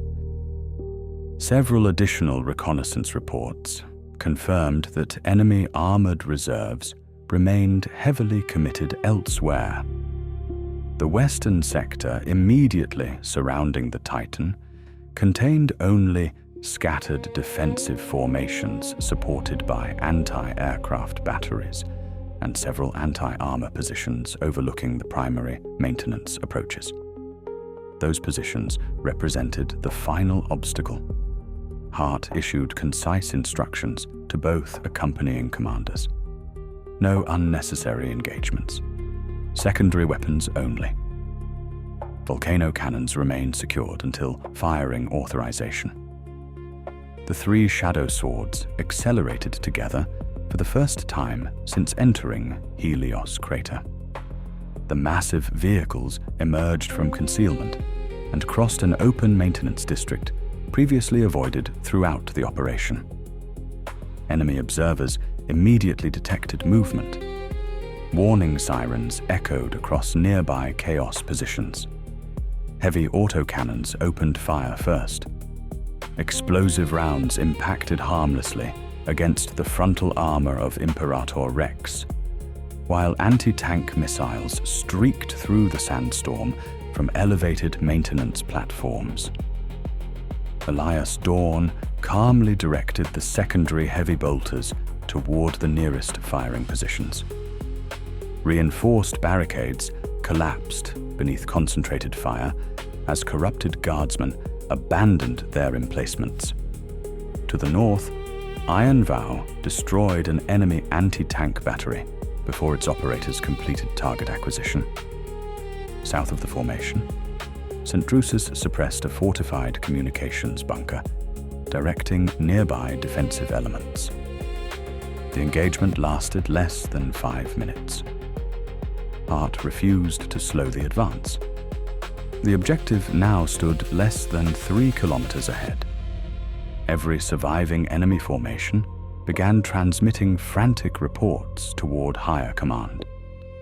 For the first time during the operation, Wrath Ignus reacted. The immense god machine pivoted slowly upon its colossal legs. Entire buildings disappeared beneath its movement as the Emperor-class Titan gradually turned westward. Its secondary weapon batteries searched through the storm, while long-range sensor arrays attempted to identify the approaching armored contacts. The detachment had finally entered the Titan's awareness. There would be no further concealment. Hart immediately ordered the formation to separate. Imperator Rex continued advancing through the center, while Iron Vow maneuvered north around a shattered docking platform. Saint Drusus shifted south behind the wreckage of a crashed orbital transport, whose broken hull still towered several stories above the battlefield. 3 independent firing lanes, 3 separate attack angles, exactly as planned before deployment. Mechanicus telemetry suddenly updated once again. Adrian Holt looked toward Hart without removing his attention from the command display. "The void shield harmonics are collapsing," he reported evenly. "Multiple generators are failing to recover." Hart acknowledged the report. Far ahead, shimmering waves of energy surrounding Wrath Ignus flickered repeatedly beneath the combined punishment inflicted by Imperial artillery, armored formations, orbital fire support, and countless sacrifices made across the battlefield. The opportunity anticipated since the beginning of the operation had finally arrived. Captain Castor Hart looked once toward the immense volcano cannon occupying the center of Imperator Rex. After hours of maneuvering, concealment, disciplined restraint, and relentless advance, the primary weapon remained unfired. That would change within moments. For the first time since receiving the mission on Kharos Three, the 3 veteran Shadowswords occupied exactly the positions they had been ordered to reach. The hunt was over. The execution of the mission had begun. The coordinated assault began exactly as Captain Castor Hart had rehearsed countless times during the approach to Helios Crater. The 3 Shadowswords halted almost simultaneously after reaching their predetermined firing sectors. Each vehicle occupied a separate line of attack carefully selected by Mechanicus analysts before the operation began. Imperator Rex established its firing position behind the shattered remains of a collapsed orbital docking platform. Iron Vow anchored itself along the northern maintenance avenue, where broken cargo cranes concealed much of its hull.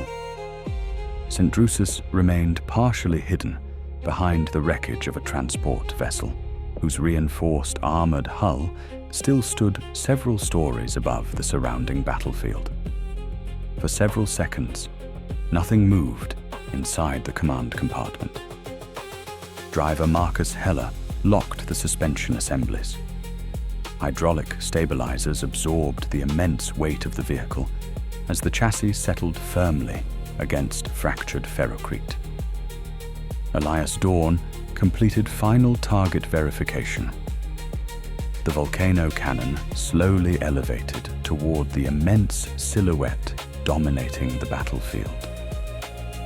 Every targeting display inside Imperator Rex synchronized automatically with telemetry transmitted from the accompanying Shadowswords and Mechanicus battlefield observers. Range calculations continuously updated as Wrath Ignus continued moving across the crater floor. Atmospheric distortion generated by the sandstorm complicated targeting solutions, forcing the fire control cogitators to compensate for fluctuating visibility and airborne debris. Hart watched the firing solution stabilize. The command rune illuminated. Weapon ready. Without hesitation, he transmitted a single order. Execute. 3 volcano cannons discharged within less than 2 seconds. The interior of Imperator Rex disappeared beneath blinding white light as an enormous surge of energy accelerated through the ancient weapon system. The recoil traveled throughout the entire super-heavy tank, despite its extraordinary mass. Every internal compartment shook violently, while warning indicators briefly illuminated across multiple engineering displays. Heat flooded the fighting compartment before emergency cooling systems immediately compensated. Outside, 3 concentrated beams of destructive energy crossed Helios Crater simultaneously. Each shot struck a different section of the Emperor-class Titan. Imperator Rex targeted the primary shield generator housing positioned beneath the cathedral-like upper structure. Iron Vow concentrated upon the left hip articulation, supporting the immense armored torso. Saint Drusus engaged one of the exposed plasma transfer assemblies, supplying energy throughout the Titan's internal systems. The battlefield itself appeared to pause. For several moments, the beams vanished against the shimmering wall of void energy surrounding Wrath Ignus. Then the shields failed.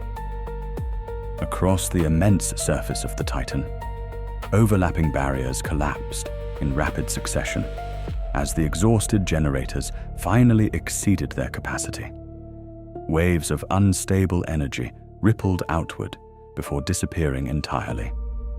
The volcano cannon impacts continued directly into the armored hull. Mechanicus projections had proven accurate. The first strike penetrated deep into the upper shield generator compartment, producing an immense internal detonation that tore sections of armored plating away from the superstructure. The second shot impacted the massive hip assembly supporting the Titan's weight. Layers of reinforced adamantium fractured beneath the concentrated beam, before molten metal erupted outward in every direction.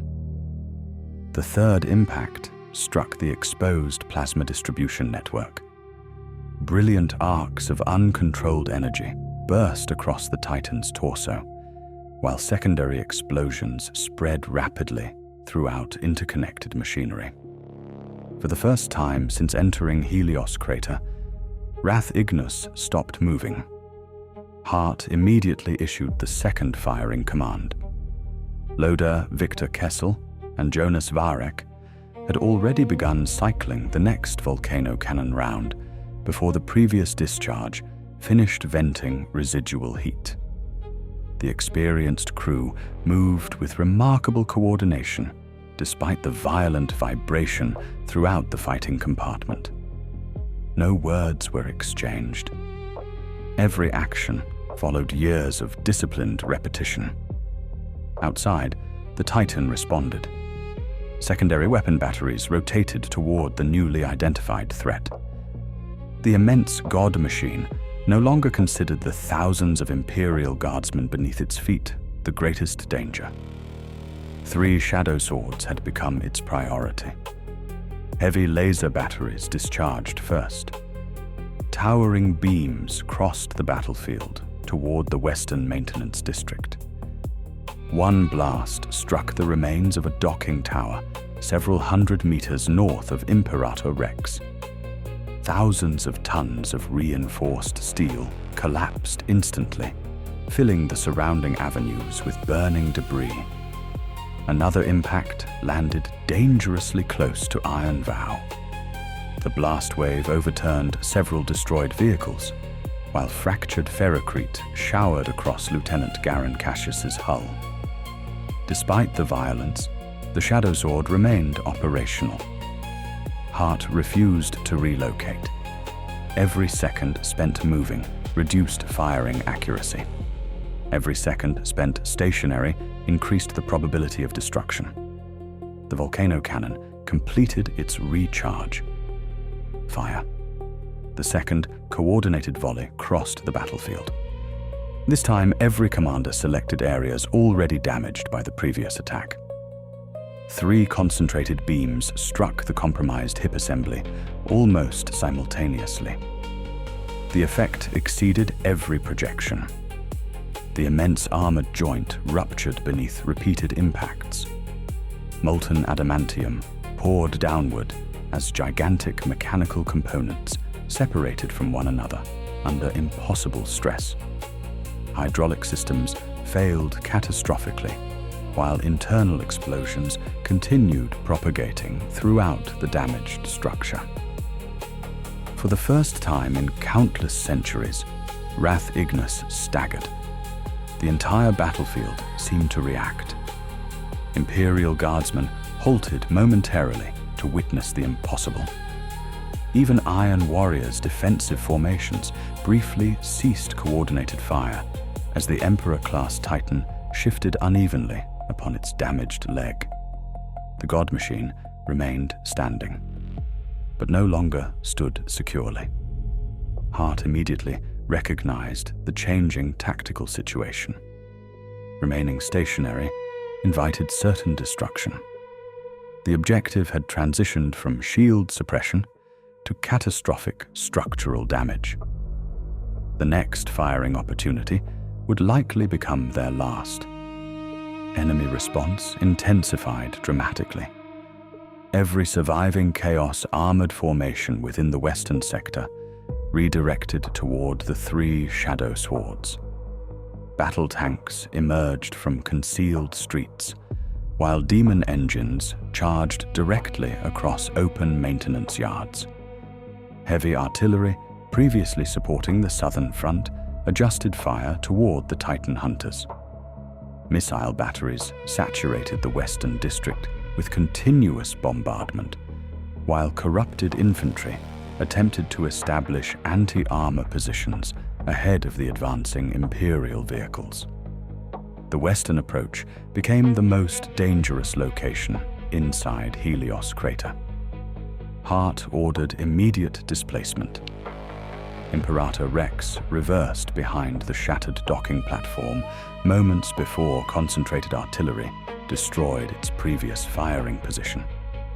Iron Vow accelerated through burning wreckage, while enemy shells collapsed surrounding industrial structures. Saint Drusus maneuvered between enormous cargo containers as anti-tank missiles pursued the vehicle through drifting sand. The battlefield transformed into continuous movement. No longer hunters waiting patiently, now hunted. Inside Imperator Rex, Adrian Holt updated the tactical situation. Communications with higher Imperial command remained intermittent, but enough information reached the command compartment to establish the broader operational picture. The Imperial offensive had recognized the opportunity created by the damaged Titan. Armageddon Steel Legion armored battalions accelerated their assault beneath the God Machine.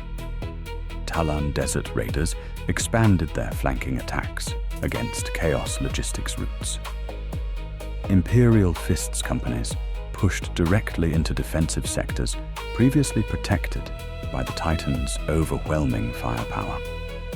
The destruction inflicted by the 3 Shadowswords had shifted the momentum of the entire offensive.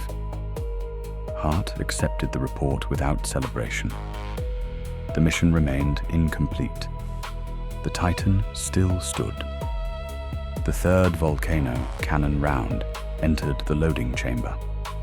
Cooling systems struggled to maintain acceptable operating temperatures after repeated maximum power discharges.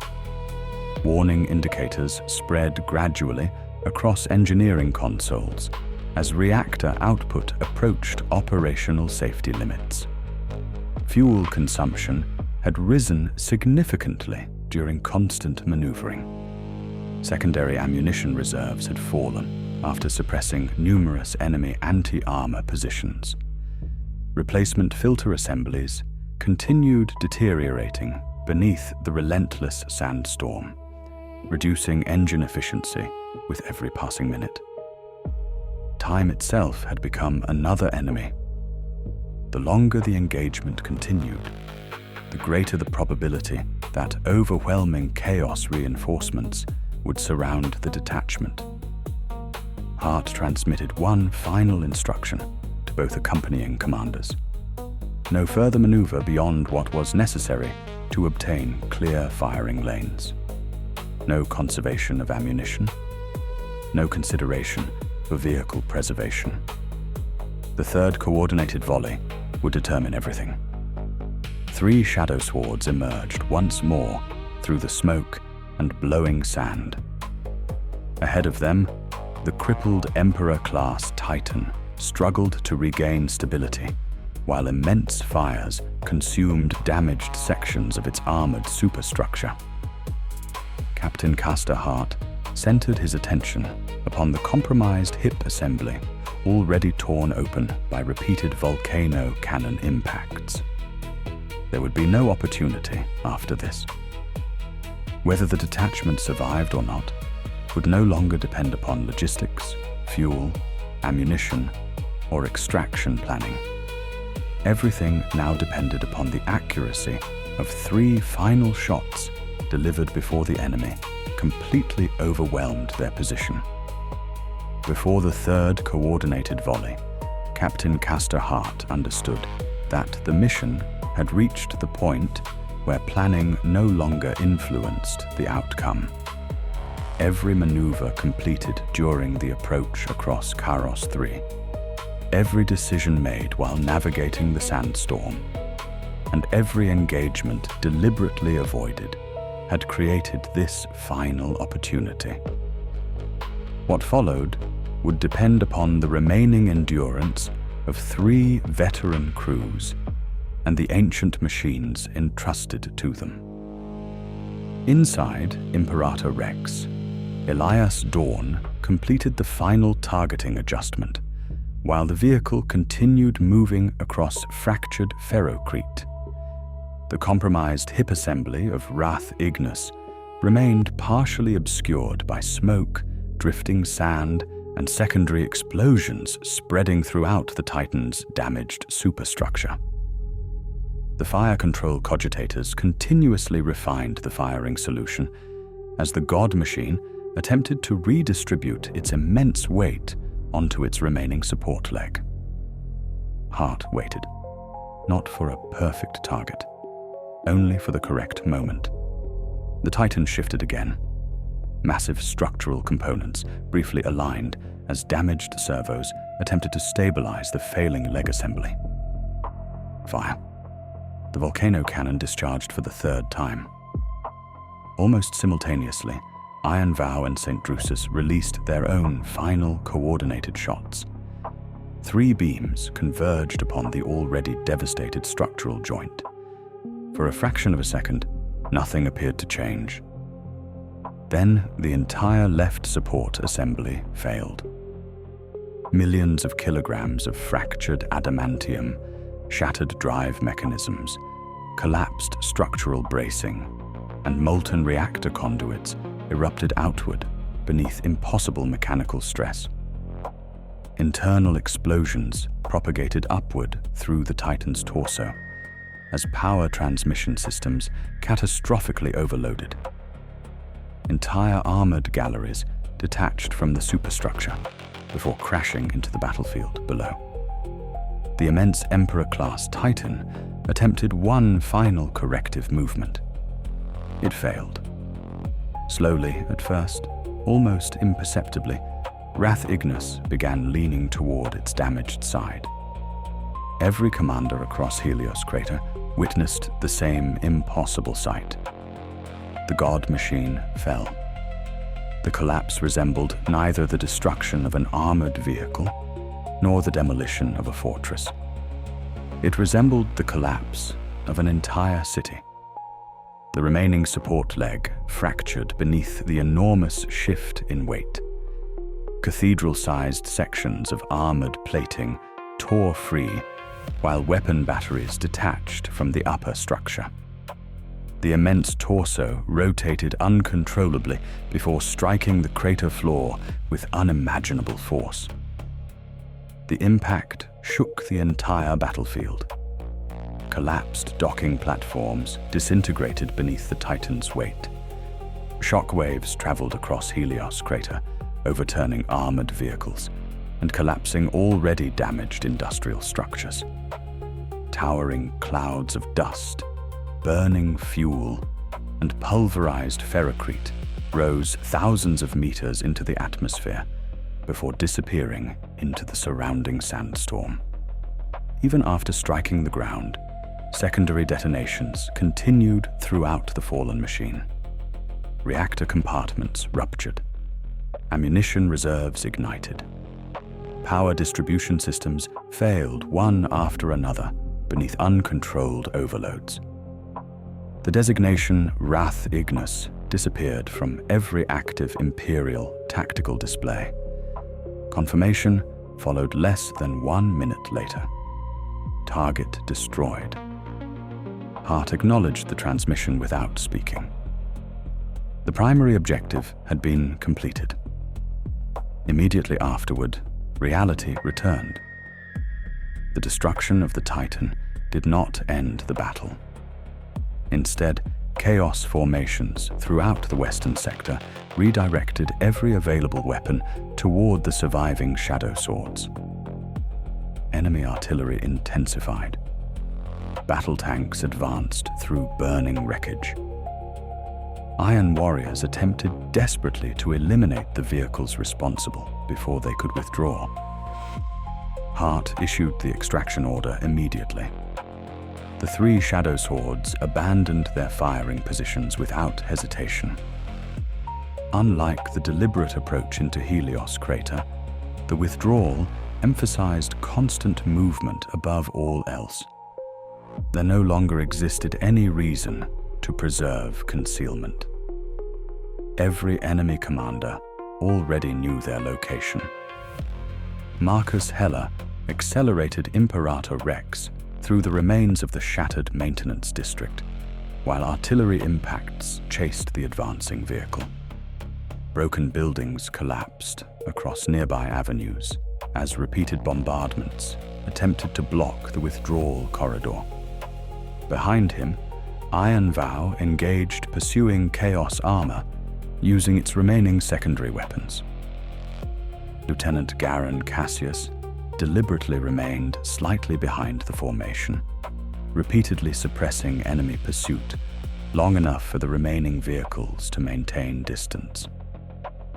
Further south, veteran commander Helena Murdoch directed Saint Drusus through an alternative escape route identified earlier by Tallarn reconnaissance teams. Her vehicle periodically emerged through drifting smoke to eliminate anti-tank positions threatening the main withdrawal corridor before disappearing once more behind ruined industrial structures. The coordinated discipline established during the approach remained intact despite the chaos surrounding them. Nobody panicked. Nobody accelerated recklessly. Every commander trusted the others completely. Enemy pursuit intensified after the first several kilometers.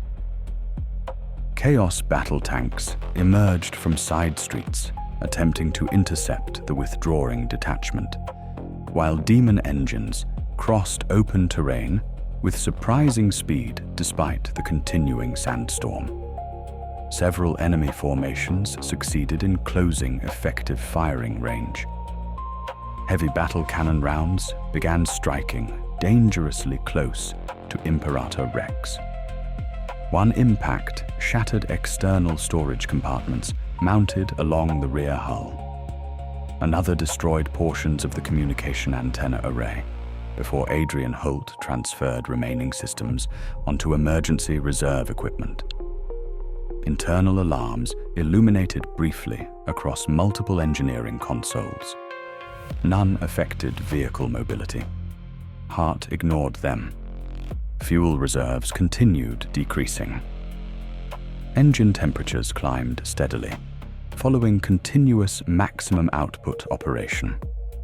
Cooling systems approached their design limits after repeated volcano cannon discharges combined with sustained movement through heavy sand. Every Shadowsword now carried visible evidence of the battle. Armor plating bore fresh impact scars. External equipment had been torn away. Track assemblies showed accelerated wear after crossing kilometers of shattered ferrocrete and collapsed infrastructure. Yet every vehicle remained operational. The withdrawal route gradually carried the detachment beyond the densest urban destruction surrounding Helios Crater. Ahead, Tallarn Desert Raider reconnaissance vehicles established visual contact. The light armored scouts immediately began directing the Shadowswords toward previously prepared extraction corridors through the western dunes. Behind the reconnaissance screen, Armageddon Steel Legion mechanized companies advanced rapidly to secure the escape route. The broader Imperial offensive had recognized the success of the mission. Rather than continuing independent operations, nearby Imperial formations now redirected significant combat power toward protecting the withdrawing Titan hunters. Leman Russ battle tanks established blocking positions against pursuing Chaos armor. Mechanized infantry occupied abandoned defensive works overlooking likely enemy approaches. Basilisk artillery shifted fire missions westward, saturating pursuit routes with continuous bombardment. For the first time since entering Helios Crater, the three Shadowswords once again operated within friendly lines. Only then did Hart authorize the first complete vehicle inspection since the engagement began. The reports arrived steadily. Imperator Rex remained combat-capable despite superficial battle damage. Iron Vow reported one disabled secondary weapon mount together with moderate suspension wear, requiring depot-level maintenance. Saint Drusus had suffered the heaviest structural punishment after repeated near misses from Titan-grade secondary weapons, yet retained complete mobility and primary weapon functionality. Most importantly, every crew member remained alive. Not a single member of the three veteran crews had been lost. Late that evening, after reaching the regiment's forward logistical base, Hart entered the temporary command headquarters established inside an underground engineering bunker several kilometers behind the advancing Imperial front. The atmosphere differed greatly from the urgency experienced before deployment. Operations officers updated campaign maps continuously, while Vox operators coordinated fresh advances now exploiting the destruction of the Emperor-class Titan. Mechanicus representatives compiled battlefield telemetry recovered from the engagement. Senior officers from the Armageddon Steel Legion, Tallarn Desert Raiders, and Imperial Fists assembled to review the operation. Hart delivered his report exactly as he had experienced the mission.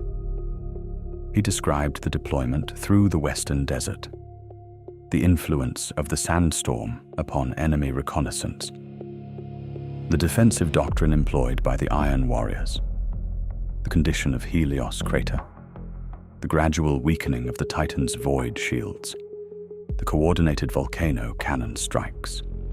the collapse of Wrath Ignus, the subsequent withdrawal. He did not exaggerate. He did not minimize. Every statement remained confined to confirmed observation. When questioned regarding the success of the operation, Hart answered simply that the mission succeeded because every participating Imperial formation fulfilled its assigned responsibility. The Tallarn Desert Raiders secured the western approaches. The Armageddon Steel Legion fixed the enemy in place. The Imperial Fists forced continuous pressure beneath the Titan. Mechanicus battlefield analysis correctly identified structural vulnerabilities. His own detachment merely executed the final phase. Several days later, reconnaissance aircraft confirmed what every survivor already suspected. The destruction of Wrath Ignus fundamentally altered the campaign across Kharos Three. Without the Emperor-class Titan anchoring the Chaos defensive network, Iron Warriors formations gradually abandoned numerous fortified districts throughout Helios Crater.